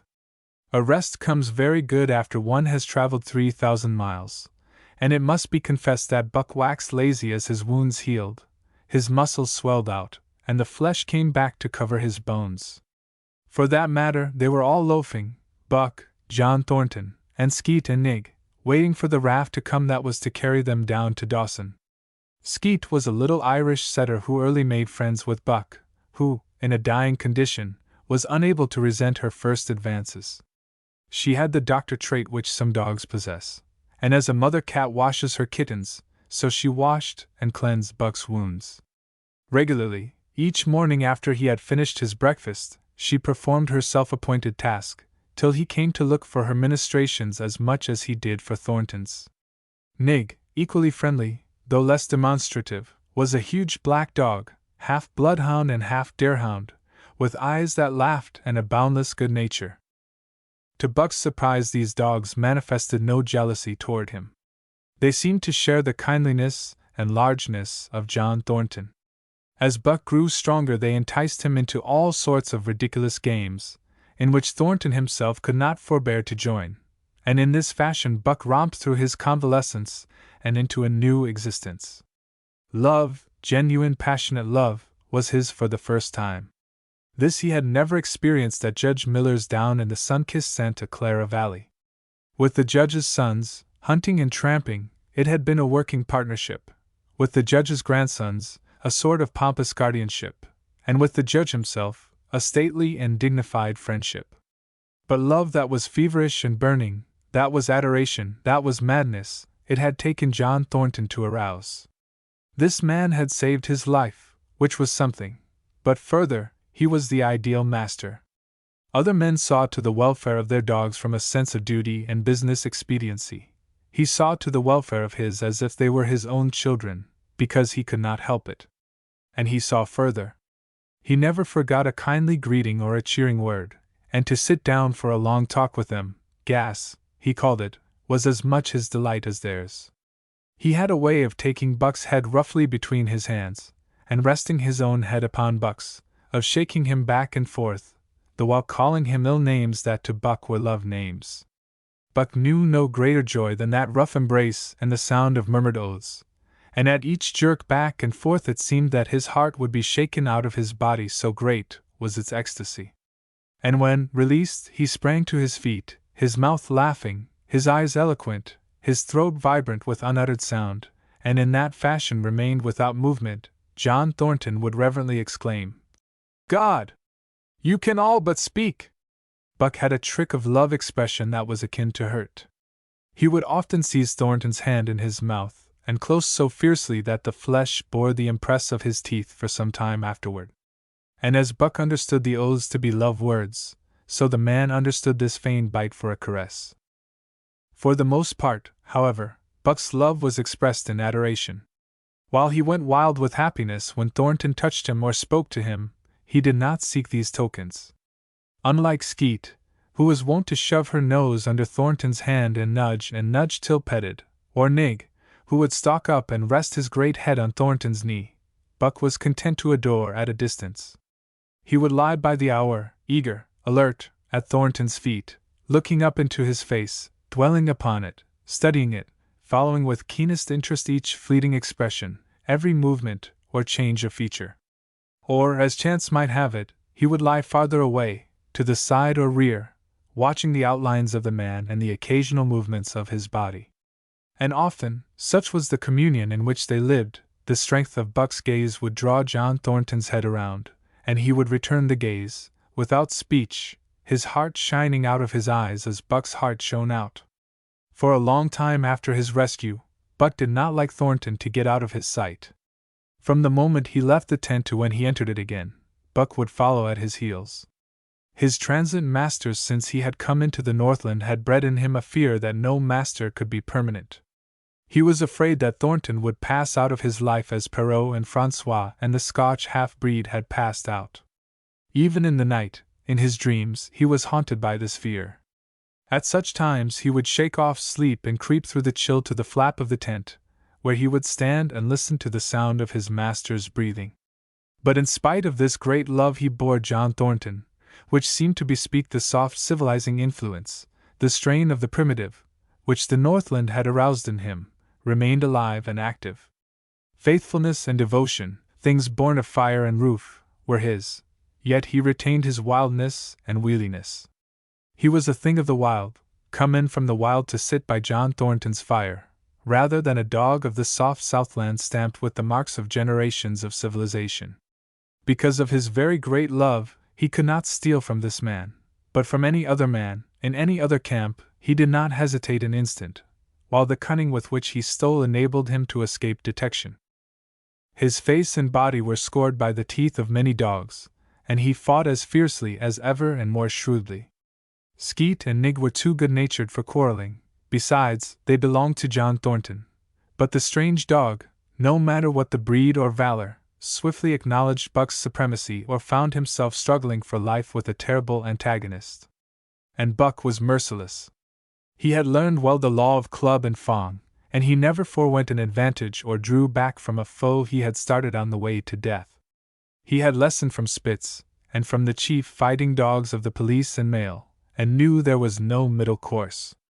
He must master or be mastered, while to show mercy was a weakness. Mercy did not exist in the primordial life. It was misunderstood for fear, and such misunderstandings made for death. Kill or be killed, eat or be eaten, was the law, and this mandate, down out of the depths of time, he obeyed. He was older than the days he had seen and the breaths he had drawn. He linked the past with the present, and the eternity behind him throbbed through him in a mighty rhythm to which he swayed as the tides and seasons swayed. He sat by John Thornton's fire, a broad-breasted dog, white-fanged and long-furred, but behind him were the shades of all manner of dogs, half-wolves and wild wolves, urgent and prompting, tasting the savor of the meat he ate, thirsting for the water he drank, scenting the wind with him, listening with him and telling him the sounds made by the wild life in the forest, dictating his moods, directing his actions, lying down to sleep with him when he lay down, and dreaming with him and beyond him, and becoming themselves the stuff of his dreams. So peremptorily did these shades beckon him, that each day mankind and the claims of mankind slipped farther from him. Deep in the forest a call was sounding, and as often as he heard this call, mysteriously thrilling and luring, he felt compelled to turn his back upon the fire and the beaten earth around it, and to plunge into the forest, and on, he knew not where or why, nor did he wonder where or why, the call sounding imperiously, deep in the forest. But as often as he gained the soft, unbroken earth and the green shade, the love for John Thornton drew him back to the fire again. Thornton alone held him. The rest of mankind was as nothing. Chance travelers might praise or pet him, but he was cold under it all, and from a too demonstrative man he would get up and walk away. When Thornton's partners, Hans and Pete, arrived on the long-expected raft, Buck refused to notice them till he learned they were close to Thornton. After that he tolerated them in a passive sort of way, accepting favors from them as though he favored them by accepting. They were of the same large type as Thornton, living close to the earth, thinking simply and seeing clearly, and ere they swung the raft into the big eddy by the sawmill at Dawson, they understood Buck and his ways, and did not insist upon an intimacy such as obtained with Skeet and Nig. For Thornton, however, his love seemed to grow and grow. He, alone among men, could put a pack upon Buck's back in the summer traveling. Nothing was too great for Buck to do, when Thornton commanded. One day, they had grub-staked themselves from the proceeds of the raft and left Dawson for the headwaters of the Tananal. The men and dogs were sitting on the crest of a cliff which fell away, straight down, to naked bedrock 300 feet below. John Thornton was sitting near the edge, Buck at his shoulder. A thoughtless whim seized Thornton, and he drew the attention of Hans and Pete to the experiment he had in mind. "Jump, Buck!" he commanded, sweeping his arm out and over the chasm. The next instant he was grappling with Buck on the extreme edge, while Hans and Pete were dragging them back into safety. "It's uncanny," Pete said, after it was over and they had caught their speech. Thornton shook his head. "No, it is splendid, and it is terrible, too. Do you know, it sometimes makes me afraid. I'm not hankering to be the man that lays hands on you while he's around," Pete announced conclusively, nodding his head toward Buck. "Py jingo," was Hans's contribution. "Not mineself either." It was at Circle City, ere the year was out, that Pete's apprehensions were realized. Black Burton, a man evil-tempered and malicious, had been picking a quarrel with a tenderfoot at the bar, when Thornton stepped good-naturedly between. Buck, as was his custom, was lying in a corner, head on paws, watching his master's every action. Burton struck out, without warning, straight from the shoulder. Thornton was sent spinning, and saved himself from falling only by clutching the rail of the bar. Those who were looking on heard what was neither bark nor yelp, but a something which is best described as a roar, and they saw Buck's body rise up in the air as he left the floor for Burton's throat. The man saved his life by instinctively throwing out his arm, but was hurled backward to the floor with Buck on top of him. Buck loosed his teeth from the flesh of the arm and drove in again for the throat. This time the man succeeded only in partly blocking, and his throat was torn open. Then the crowd was upon Buck, and he was driven off, but while a surgeon checked the bleeding, he prowled up and down, growling furiously, attempting to rush in, and being forced back by an array of hostile clubs. A miners' meeting, called on the spot, decided that the dog had sufficient provocation, and Buck was discharged. But his reputation was made, and from that day his name spread through every camp in Alaska. Later on, in the fall of the year, he saved John Thornton's life in quite another fashion. The three partners were lining a long and narrow poling boat down a bad stretch of rapids on the 40-mile creek. Hans and Pete moved along the bank, snubbing with a thin manila rope from tree to tree, while Thornton remained in the boat, helping its descent by means of a pole, and shouting directions to the shore. Buck, on the bank, worried and anxious, kept abreast of the boat, his eyes never off his master. At a particularly bad spot, where a ledge of barely submerged rocks jutted out into the river, Hans cast off the rope, and while Thornton pulled the boat out into the stream, ran down the bank with the end in his hand to snub the boat when it had cleared the ledge. This it did, and was flying downstream in a current as swift as a mill race, when Hans checked it with the rope and checked too suddenly. The boat flirted over and snubbed into the bank bottom up, while Thornton, flung sheer out of it, was carried downstream toward the worst part of the rapids, a stretch of wild water in which no swimmer could live. Buck had sprung in on the instant, and at the end of 300 yards, amid a mad swirl of water, he overhauled Thornton. When he felt him grasp his tail, Buck headed for the bank, swimming with all his splendid strength. But the progress shoreward was slow, the progress downstream amazingly rapid. From below came the fatal roaring where the wild current went wilder, and was rent in shreds and spray by the rocks which thrust through like the teeth of an enormous comb. The suck of the water as it took the beginning of the last steep pitch was frightful, and Thornton knew that the shore was impossible. He scraped furiously over a rock, bruised across a second, and struck a third with crushing force. He clutched its slippery top with both hands, releasing Buck, and above the roar of the churning water shouted, "Go, Buck! Go!" Buck could not hold his own, and swept on downstream, struggling desperately, but unable to win back. When he heard Thornton's command repeated, he partly reared out of the water, throwing his head high, as though for a last look, then turned obediently toward the bank.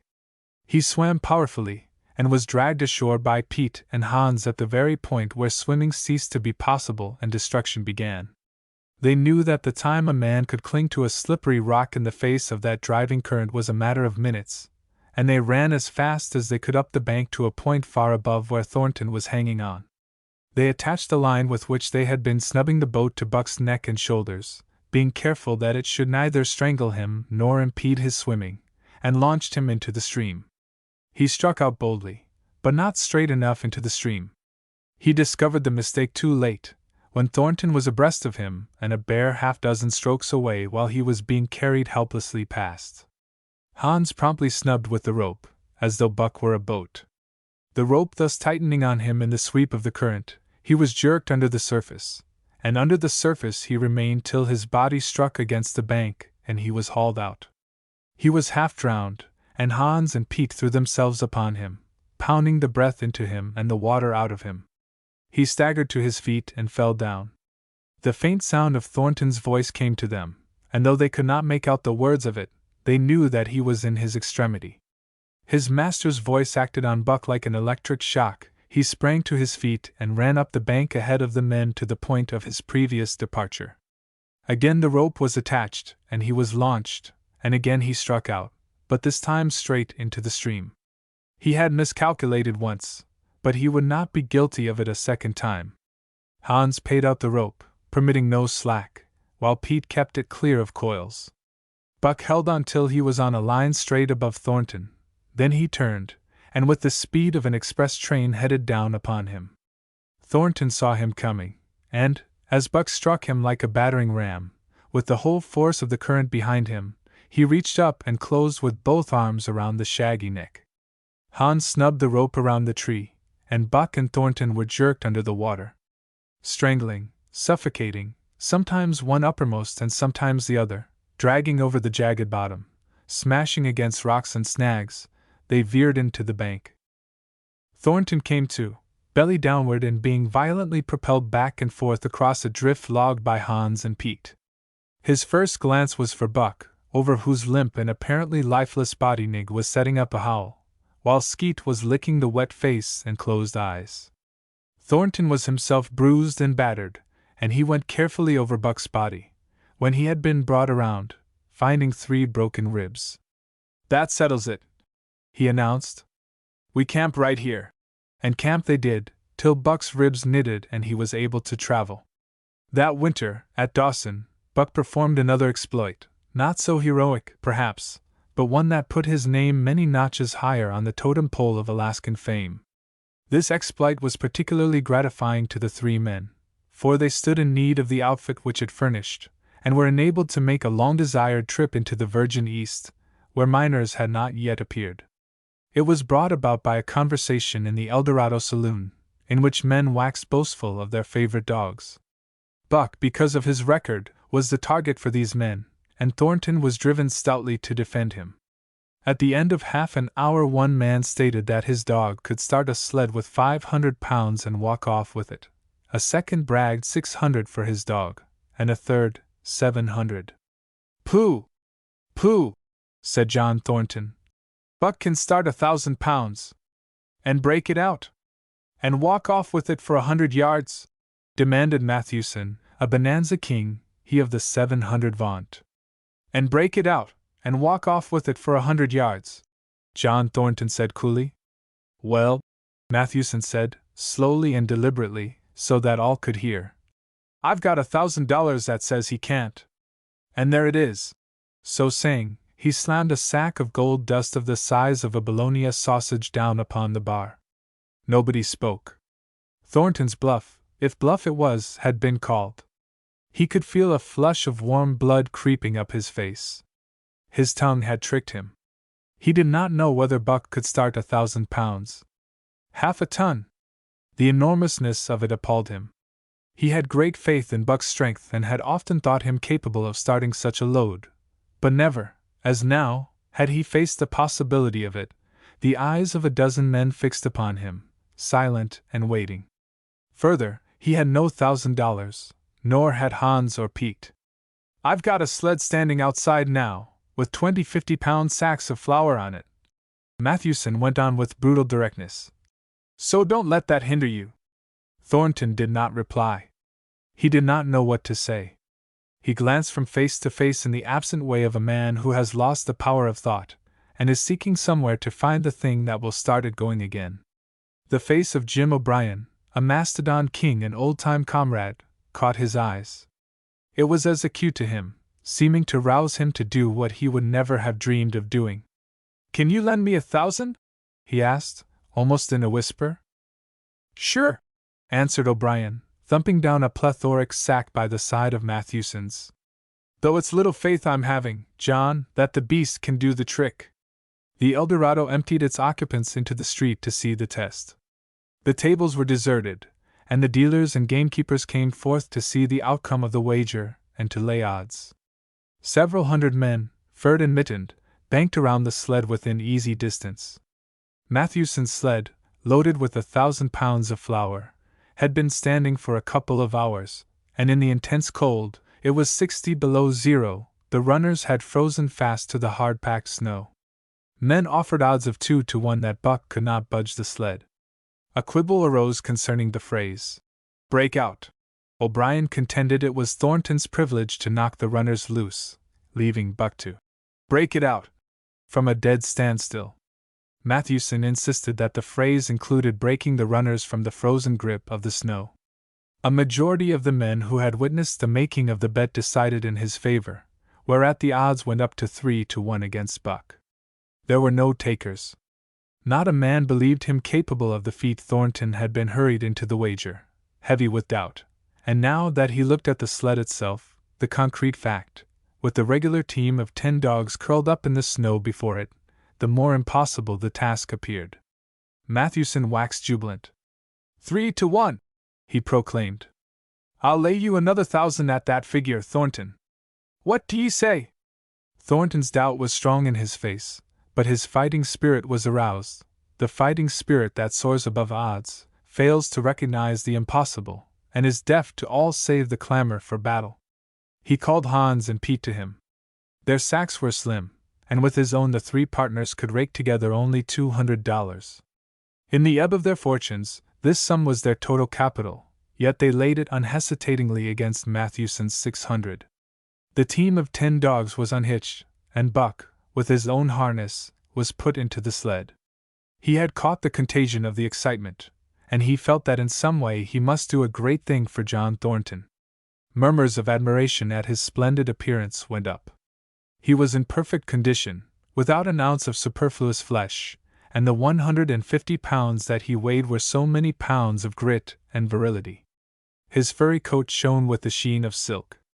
Down the neck and across the shoulders, his mane, in repose as it was, half bristled and seemed to lift with every movement, as though excess of vigor made each particular hair alive and active. The great breast and heavy forelegs were no more than in proportion with the rest of the body, where the muscles showed in tight rolls underneath the skin. Men felt these muscles and proclaimed them hard as iron, and the odds went down to 2 to 1. "Gad, sir! Gad, sir!" stuttered a member of the latest dynasty, a king of the Skookum benches. "I offer you 800 for him, sir, before the test, sir, 800 just as he stands." Thornton shook his head and stepped to Buck's side. "You must stand off from him," Matthewson protested. "Free play and plenty of room." The crowd fell silent. Only could be heard the voices of the gamblers vainly offering 2 to 1. Everybody acknowledged Buck a magnificent animal, but 20 50-pound sacks of flour bulked too large in their eyes for them to loosen their pouch strings. Thornton knelt down by Buck's side. He took his head in his 2 hands and rested cheek on cheek. He did not playfully shake him, as was his wont, or murmur soft love curses, but he whispered in his ear. "As you love me, Buck! As you love me!" was what he whispered. Buck whined with suppressed eagerness. The crowd was watching curiously. The affair was growing mysterious. It seemed like a conjuration.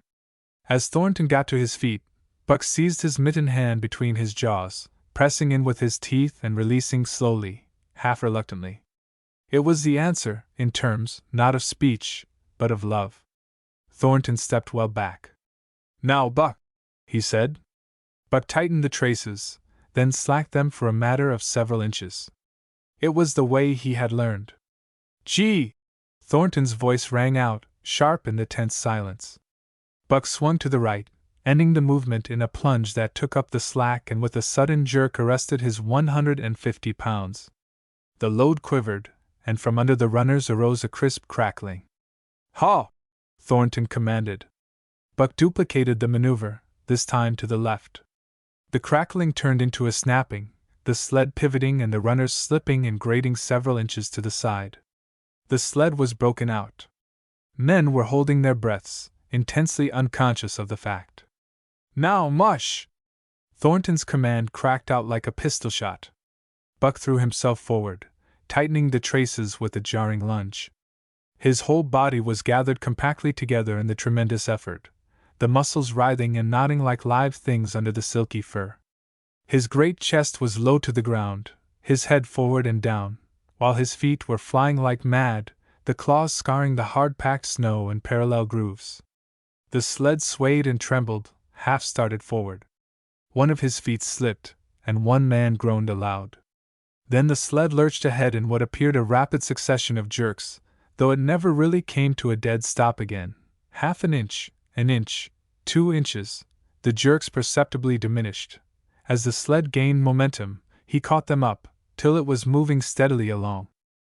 Men gasped and began to breathe again, unaware that for a moment they had ceased to breathe. Thornton was running behind, encouraging Buck with short, cheery words.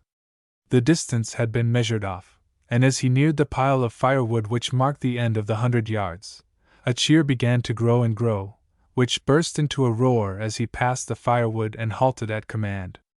Every man was tearing himself loose, even Matthewson. Hats and mittens were flying in the air.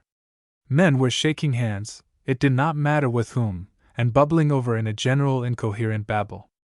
But Thornton fell on his knees beside Buck. Head was against head, and he was shaking him back and forth. Those who hurried up heard him cursing Buck, and he cursed him long and fervently, and softly and lovingly. "Gad, sir! Gad, sir!" spluttered the Skookum Bench King. "I'll give you 1,000 for him, sir, 1,000, sir, 1,200, sir." Thornton rose to his feet. His eyes were wet. The tears were streaming frankly down his cheeks. "Sir," he said to the Skookum Bench King. "No, sir. You can go to hell, sir. It's the best I can do for you, sir." Buck seized Thornton's hand in his teeth. Thornton shook him back and forth. As though animated by a common impulse, the onlookers drew back to a respectful distance, nor were they again indiscreet enough to interrupt. Chapter 7. The Sounding of the Call. When Buck earned $1,600 in 5 minutes for John Thornton, he made it possible for his master to pay off certain debts and to journey with his partners into the East after a fabled lost mine, the history of which was as old as the history of the country. Many men had sought it, few had found it, and more than a few there were who had never returned from the quest. This lost mine was steeped in tragedy and shrouded in mystery. No one knew of the first man. The oldest tradition stopped before it got back to him. From the beginning there had been an ancient and ramshackle cabin. Dying men had sworn to it, and to the mine the site of which it marked, clinching their testimony with nuggets that were unlike any known grade of gold in the Northland. But no living man had looted this treasure house, and the dead were dead, wherefore John Thornton and Pete and Hans, with Buck and half a dozen other dogs, faced into the East on an unknown trail to achieve where men and dogs as good as themselves had failed.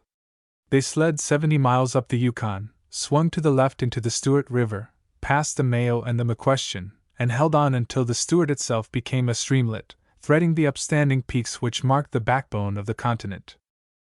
John Thornton asked little of man or nature.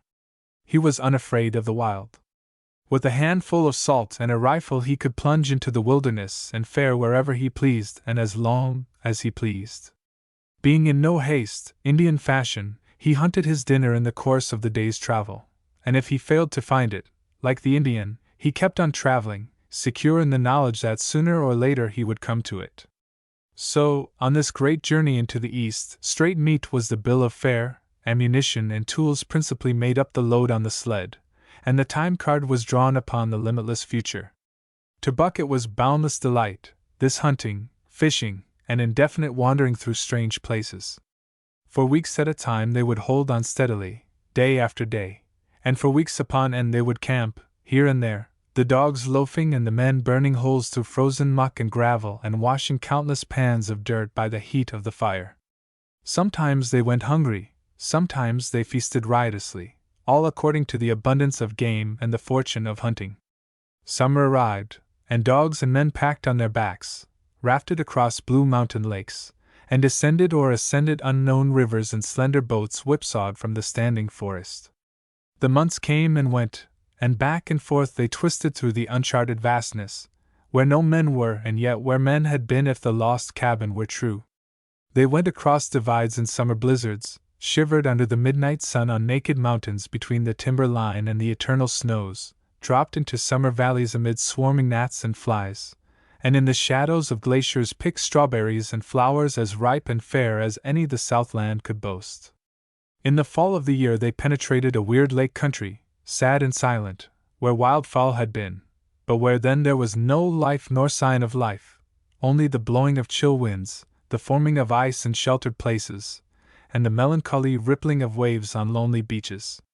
And through another winter they wandered on the obliterated trails of men who had gone before.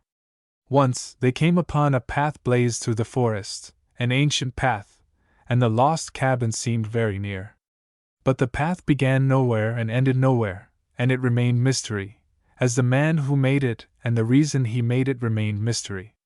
Another time they chanced upon the time-graven wreckage of a hunting lodge, and amid the shreds of rotted blankets John Thornton found a long-barreled flintlock. He knew it for a Hudson Bay Company gun of the young days in the Northwest, when such a gun was worth its height in beaver skins packed flat, and that was all, no hint as to the man who in an early day had reared the lodge and left the gun among the blankets. Spring came on once more, and at the end of all their wandering they found, not the lost cabin, but a shallow placer in a broad valley where the gold showed like yellow butter across the bottom of the washing pan. They sought no farther. Each day they worked earned them thousands of dollars in clean dust and nuggets, and they worked every day. The gold was sacked in moosehide bags, 50 pounds to the bag, and piled like so much firewood outside the Sprucebough Lodge. Like giants they toiled, days flashing on the heels of days like dreams as they heaped the treasure up. There was nothing for the dogs to do, save the hauling in of meat now and again that Thornton killed, and Buck spent long hours musing by the fire. The vision of the short-legged hairy man came to him more frequently, now that there was little work to be done, and often, blinking by the fire, Buck wandered with him in that other world which he remembered. The salient thing of this other world seemed fear.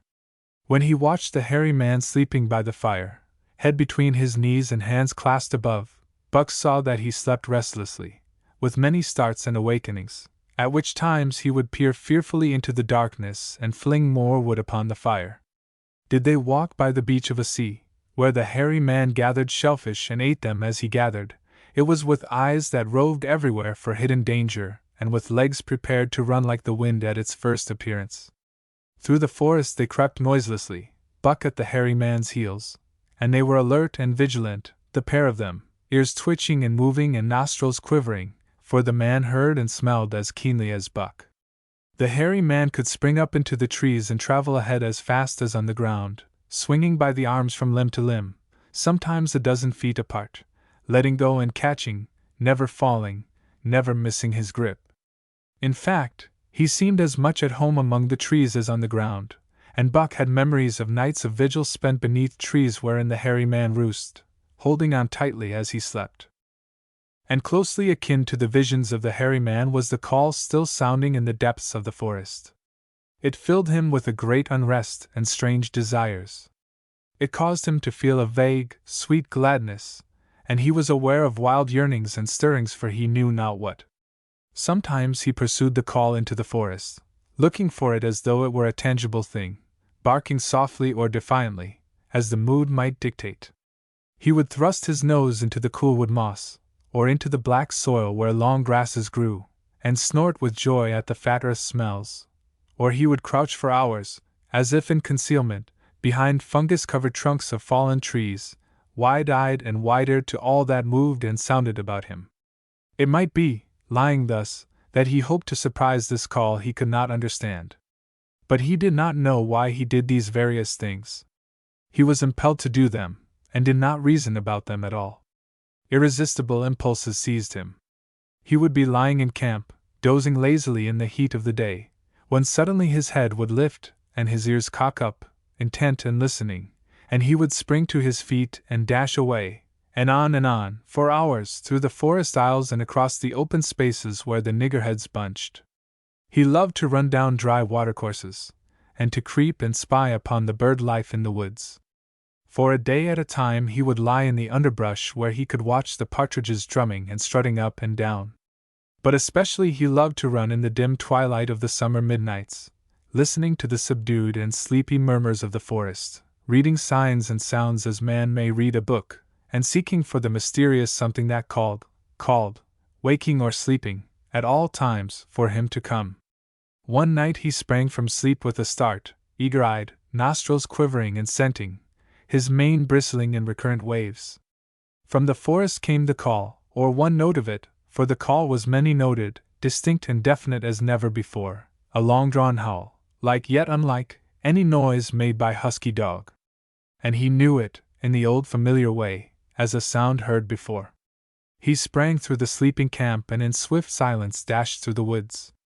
As he drew closer to the cry he went more slowly, with caution in every movement, till he came to an open place among the trees, and looking out saw, erect on haunches, with nose pointed to the sky, a long, lean timber wolf. He had made no noise, yet it ceased from its howling and tried to sense his presence. Buck stalked into the open, half crouching, body gathered compactly together, tail straight and stiff, feet falling with unwonted care. Every movement advertised commingled threatening and overture of friendliness. It was the menacing truce that marks the meeting of wild beasts that prey. But the wolf fled at sight of him. He followed, with wild leapings, in a frenzy to overtake. He ran him into a blind channel, in the bed of the creek where a timber jam barred the way. The wolf whirled about, pivoting on his hind legs after the fashion of Joe and of all cornered husky dogs, snarling and bristling, clipping his teeth together in a continuous and rapid succession of snaps. Buck did not attack, but circled him about and hedged him in with friendly advances. The wolf was suspicious and afraid, for Buck made 3 of him in weight, while his head barely reached Buck's shoulder. Watching his chance, he darted away, and the chase was resumed. Time and again he was cornered, and the thing repeated, though he was in poor condition, or Buck could not so easily have overtaken him. He would run till Buck's head was even with his flank, when he would whirl around at bay, only to dash away again at the first opportunity. But in the end Buck's pertinacity was rewarded, for the wolf, finding that no harm was intended, finally sniffed noses with him. Then they became friendly, and played about in the nervous, half-coy way with which fierce beasts belie their fierceness. After some time of this the wolf started off at an easy lope in a manner that plainly showed he was going somewhere. He made it clear to Buck that he was to come, and they ran side by side through the somber twilight, straight up the creek bed, into the gorge from which it issued, and across the bleak divide where it took its rise. On the opposite slope of the watershed they came down into a level country where were great stretches of forest and many streams, and through these great stretches they ran steadily, hour after hour, the sun rising higher and the day growing warmer. Buck was wildly glad. He knew he was at last answering the call, running by the side of his wood brother toward the place from where the call surely came. Old memories were coming upon him fast, and he was stirring to them as of old he stirred to the realities of which they were the shadows. He had done this thing before, somewhere in that other and dimly remembered world, and he was doing it again, now, running free in the open, the unpacked earth underfoot, the wide sky overhead. They stopped by a running stream to drink, and stopping, Buck remembered John Thornton. He sat down. The wolf started on toward the place from where the call surely came, then returned to him, sniffing noses and making actions as though to encourage him. But Buck turned about and started slowly on the back track. For the better part of an hour the wild brother ran by his side, whining softly. Then he sat down, pointed his nose upward, and howled. It was a mournful howl, and as Buck held steadily on his way he heard it grow faint and fainter until it was lost in the distance. John Thornton was eating dinner when Buck dashed into camp and sprang upon him in a frenzy of affection, overturning him, scrambling upon him, licking his face, biting his hand. Playing the general tomfool, as John Thornton characterized it, the while he shook Buck back and forth and cursed him lovingly. For 2 days and nights Buck never left camp, never let Thornton out of his sight. He followed him about at his work, watched him while he ate, saw him into his blankets at night, and out of them in the morning. But after 2 days the call in the forest began to sound more imperiously than ever. Buck's restlessness came back on him, and he was haunted by recollections of the wild brother, and of the smiling land beyond the divide and the run side by side through the wide forest stretches. Once again he took to wandering in the woods, but the wild brother came no more, and though he listened through long vigils, the mournful howl was never raised. He began to sleep out at night, staying away from camp for days at a time, and once he crossed the divide at the head of the creek and went down into the land of timber and streams. There he wandered for a week, seeking vainly for fresh sign of the wild brother, killing his meat as he traveled and traveling with the long, easy lope that seems never to tire. He fished for salmon in a broad stream that emptied somewhere into the sea, and by this stream he killed a large black bear, blinded by the mosquitoes while likewise fishing, and raging through the forest helpless and terrible. Even so, it was a hard fight, and it aroused the last latent remnants of Buck's ferocity. And 2 days later, when he returned to his kill and found a dozen wolverines quarreling over the spoil, he scattered them like chaff, and those that fled left 2 behind who would quarrel no more. The blood-longing became stronger than ever before. He was a killer, a thing that preyed, living on the things that lived, unaided, alone, by virtue of his own strength and prowess, surviving triumphantly in a hostile environment where only the strong survived. Because of all this, he became possessed of a great pride in himself, which communicated itself like a contagion to his physical being. It advertised itself in all his movements, was apparent in the play of every muscle, spoke plainly as speech in the way he carried himself, and made his glorious furry coat if anything more glorious. But for the stray brown on his muzzle and above his eyes, and for the splash of white hair that ran midmost down his chest, he might well have been mistaken for a gigantic wolf, larger than the largest of the breed. From his St. Bernard father he had inherited size and weight, but it was his shepherd mother who had given shape to that size and weight. His muzzle was the long wolf muzzle, save that it was larger than the muzzle of any wolf, and his head, somewhat broader, was the wolf head on a massive scale. His cunning was wolf cunning, and wild cunning, his intelligence, shepherd intelligence and St. Bernard intelligence, and all this, plus an experience gained in the fiercest of schools, made him as formidable a creature as any that roamed the wild. A carnivorous animal living on a straight meat diet, he was in full flower, at the high tide of his life, overspilling with vigor and virility. When Thornton passed a caressing hand along his back, a snapping and crackling followed the hand, each hair discharging its pent magnetism at the contact.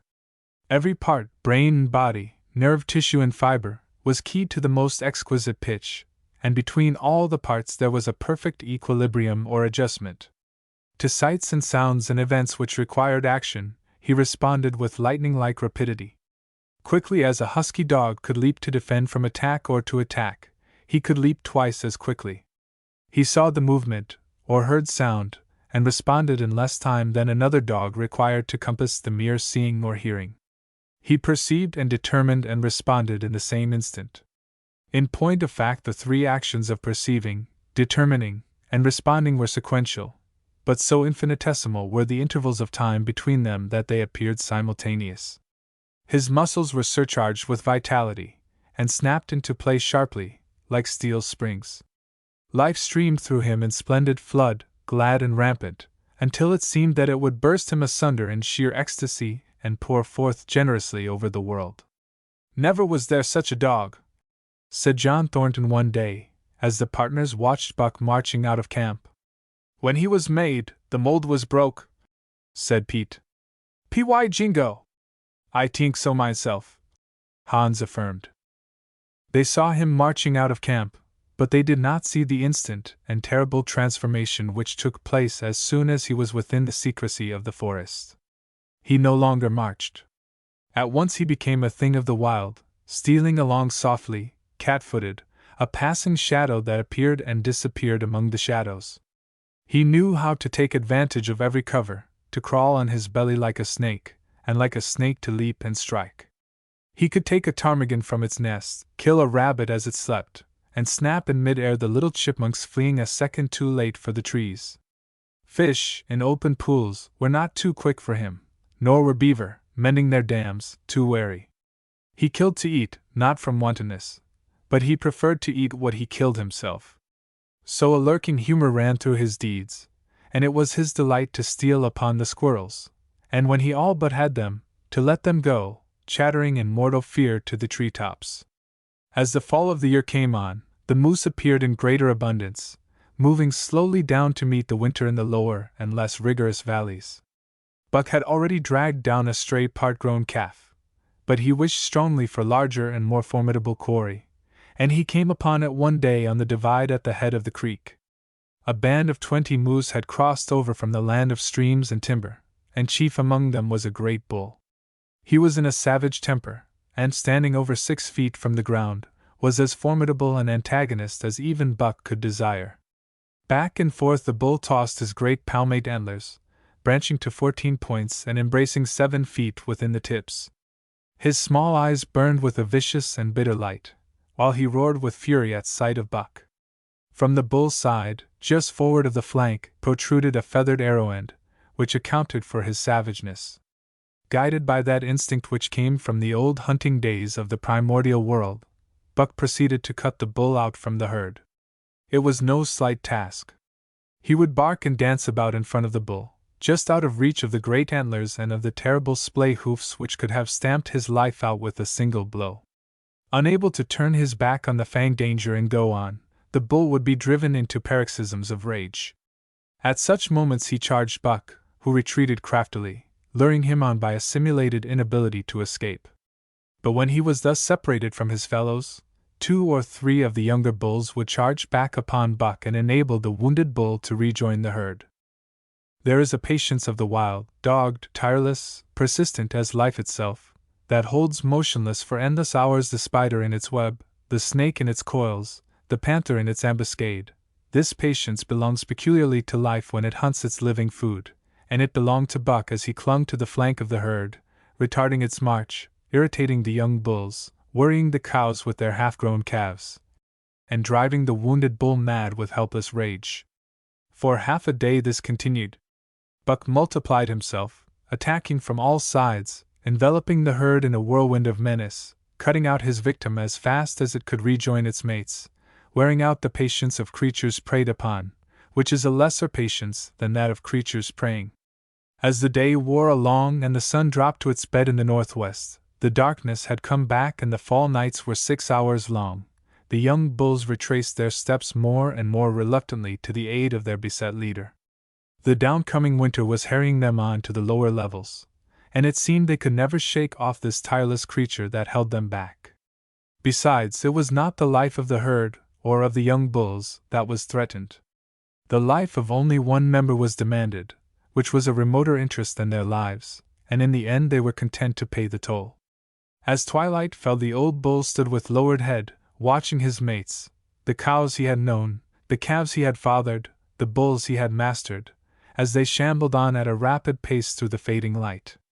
He could not follow, for before his nose leaped the merciless fanged terror that would not let him go. 300 weight, more than half a ton he weighed. He had lived a long, strong life, full of fight and struggle, and at the end he faced death at the teeth of a creature whose head did not reach beyond his great knuckled knees.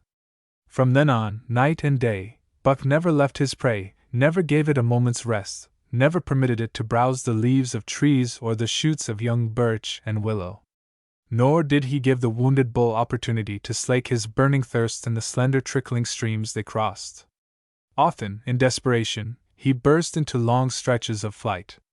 At such times Buck did not attempt to stay him, but loped easily at his heels, satisfied with the way the game was played, lying down when the moose stood still, attacking him fiercely when he strove to eat or drink.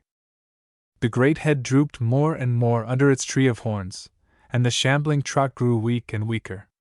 He took to standing for long periods, with nose to the ground and dejected ears dropped limply, and Buck found more time in which to get water for himself and in which to rest.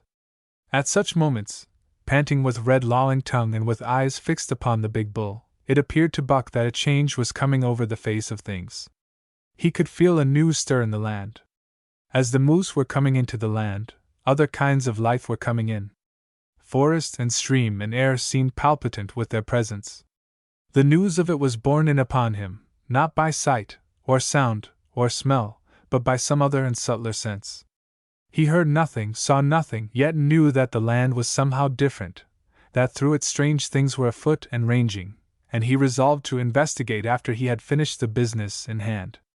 At last, at the end of the 4th day, he pulled the great moose down. For a day and a night he remained by the kill, eating and sleeping, turn and turn about. Then, rested, refreshed and strong, he turned his face toward camp and John Thornton. He broke into the long easy lope, and went on, hour after hour, never at loss for the tangled way, heading straight home through strange country with a certitude of direction that put man and his magnetic needle to shame. As he held on he became more and more conscious of the new stir in the land. There was life abroad in it different from the life which had been there throughout the summer.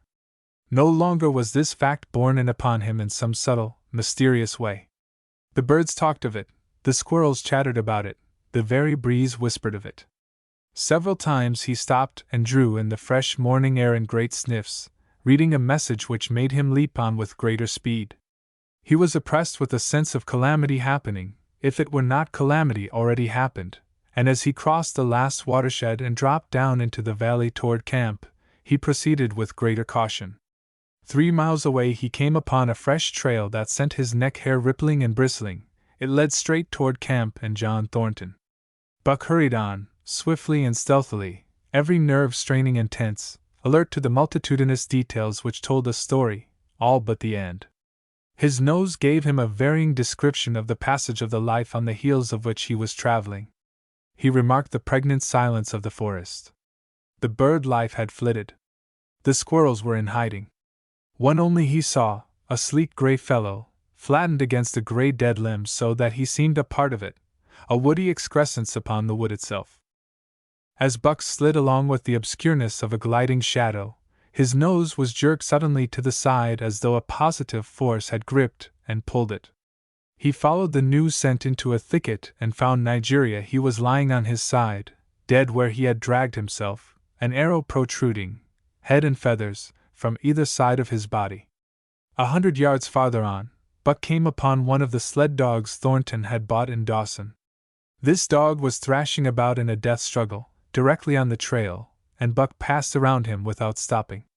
From the camp came the faint sound of many voices, rising and falling in a sing-song chant. Bellying forward to the edge of the clearing, he found Hans, lying on his face, feathered with arrows like a porcupine. At the same instant Buck peered out where the spruce bough lodge had been, and saw what made his hair leap straight up on his neck and shoulders. A gust of overpowering rage swept over him. He did not know that he growled, but he growled aloud with a terrible ferocity.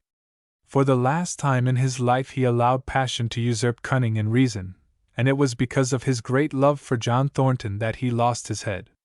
The Yehats were dancing about the wreckage of the Spruce Bough Lodge when they heard a fearful roaring and saw rushing upon them an animal the like of which they had never seen before. It was Buck, a live hurricane of fury, hurling himself upon them in a frenzy to destroy. He sprang at the foremost man. It was the chief of the Yehats, ripping the throat wide open till the rent jugular spouted a fountain of blood.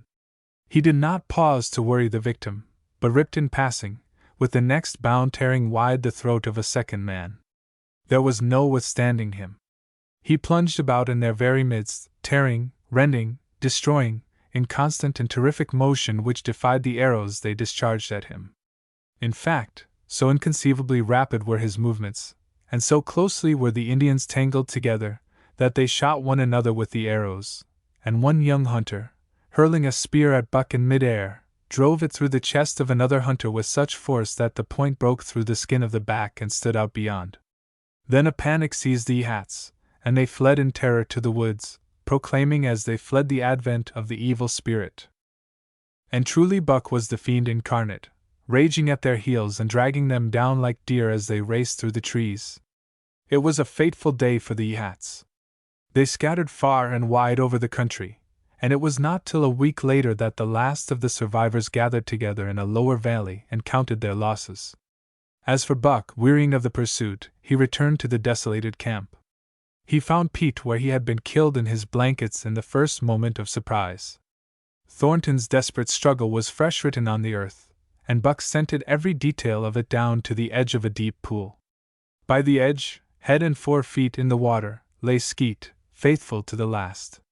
The pool itself, muddy and discolored from the sluice boxes, effectually hid what it contained, and it contained John Thornton, for Buck followed his trace into the water, from which no trace led away. All day Buck brooded by the pool or roamed restlessly about the camp. Death, as a cessation of movement, as a passing out and away from the lives of the living, he knew, and he knew John Thornton was dead. It left a great void in him, somewhat akin to hunger, but a void which ached, and which food could not fill. At times, when he paused to contemplate the carcasses of the Yehats, he forgot the pain of it, and at such times he was aware of a great pride in himself, a pride greater than any he had yet experienced. He had killed man, the noblest game of all, and he had killed in the face of the law of club and fong. He sniffed the bodies curiously. They had died so easily. It was harder to kill a husky dog than them. They were no match at all, were it not for their arrows and spears and clubs. Thenceforward he would be unafraid of them except when they bore in their hands their arrows, spears, and clubs. Night came on, and a full moon rose high over the trees into the sky, lighting the land till it lay bathed in ghostly day. And with the coming of the night, brooding in mourning by the pool, Buck became alive to a stirring of the new life in the forest other than that which the Yeehats had made. He stood up, listening and scenting. From far away drifted a faint, sharp yelp, followed by a chorus of similar sharp yelps. As the moments passed, the yelps grew closer and louder. Again Buck knew them as things heard in that other world which persisted in his memory. He walked to the center of the open space and listened. It was the call, the many-noted call, sounding more luringly and compellingly than ever before. And as never before, he was ready to obey. John Thornton was dead. The last tie was broken. Man and the claims of man no longer bound him. Hunting their living meat, as the Yeehats were hunting it, on the flanks of the migrating moose, the wolf pack had at last crossed over from the land of streams and timber, and invaded Buck's Valley.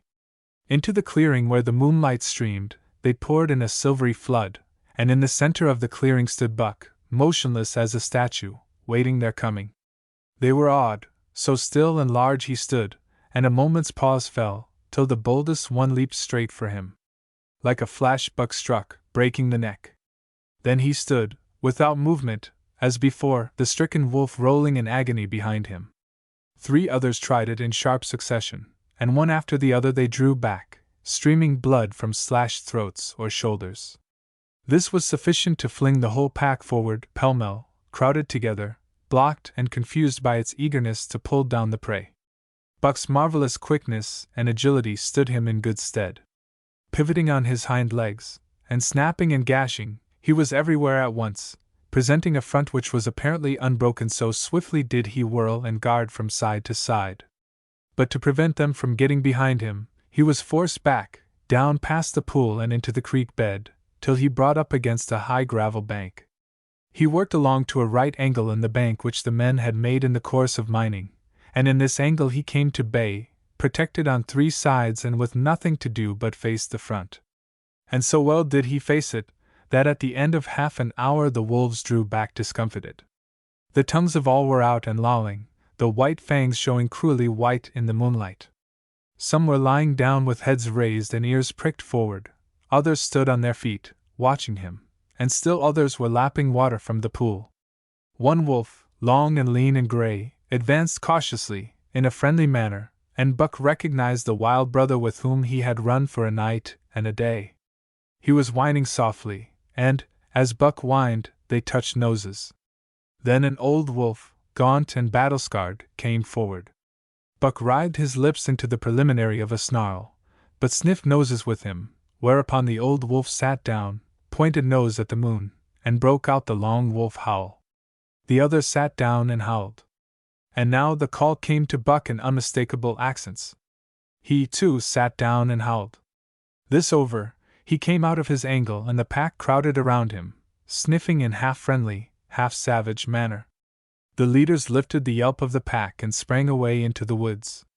The wolves swung in behind, yelping in chorus. And Buck ran with them, side by side with the wild brother, yelping as he ran. And here may well end the story of Buck. The years were not many when the Yeehats noted a change in the breed of timber wolves, for some were seen with splashes of brown on head and muzzle, and with a rift of white centering down the chest. But more remarkable than this, the Yeehats tell of a ghost dog that runs at the head of the pack. They are afraid of this ghost dog, for it has cunning greater than they, stealing from their camps in fierce winters, robbing their traps, slaying their dogs, and defying their bravest hunters. Nay, the tale grows worse. Hunters there are who fail to return to the camp, and hunters there have been whom their tribesmen found with throats slashed cruelly open and with wolf prints about them in the snow greater than the prints of any wolf. Each fall, when the Yeehats follow the movement of the moose, there is a certain valley which they never enter. And women there are who become sad when the word goes over the fire of how the evil spirit came to select that valley for an abiding place. In the summers there is one visitor, however, to that valley, of which the Yeehats do not know. It is a great, gloriously coated wolf, like, and yet unlike, all other wolves. He crosses alone from the smiling timberland and comes down into an open space among the trees. Here a yellow stream flows from rotted moosehide sacks and sinks into the ground, with long grasses growing through it and vegetable mold overrunning it and hiding its yellow from the sun. And here he muses for a time, howling once, long and mournfully, ere he departs. But he is not always alone. When the long winter nights come on and the wolves follow their meat into the lower valleys, he may be seen running at the head of the pack through the pale moonlight or glimmering borealis, leaping gigantic above his fellows, his great throat a bellow as he sings a song of the younger world, which is the song of the pack.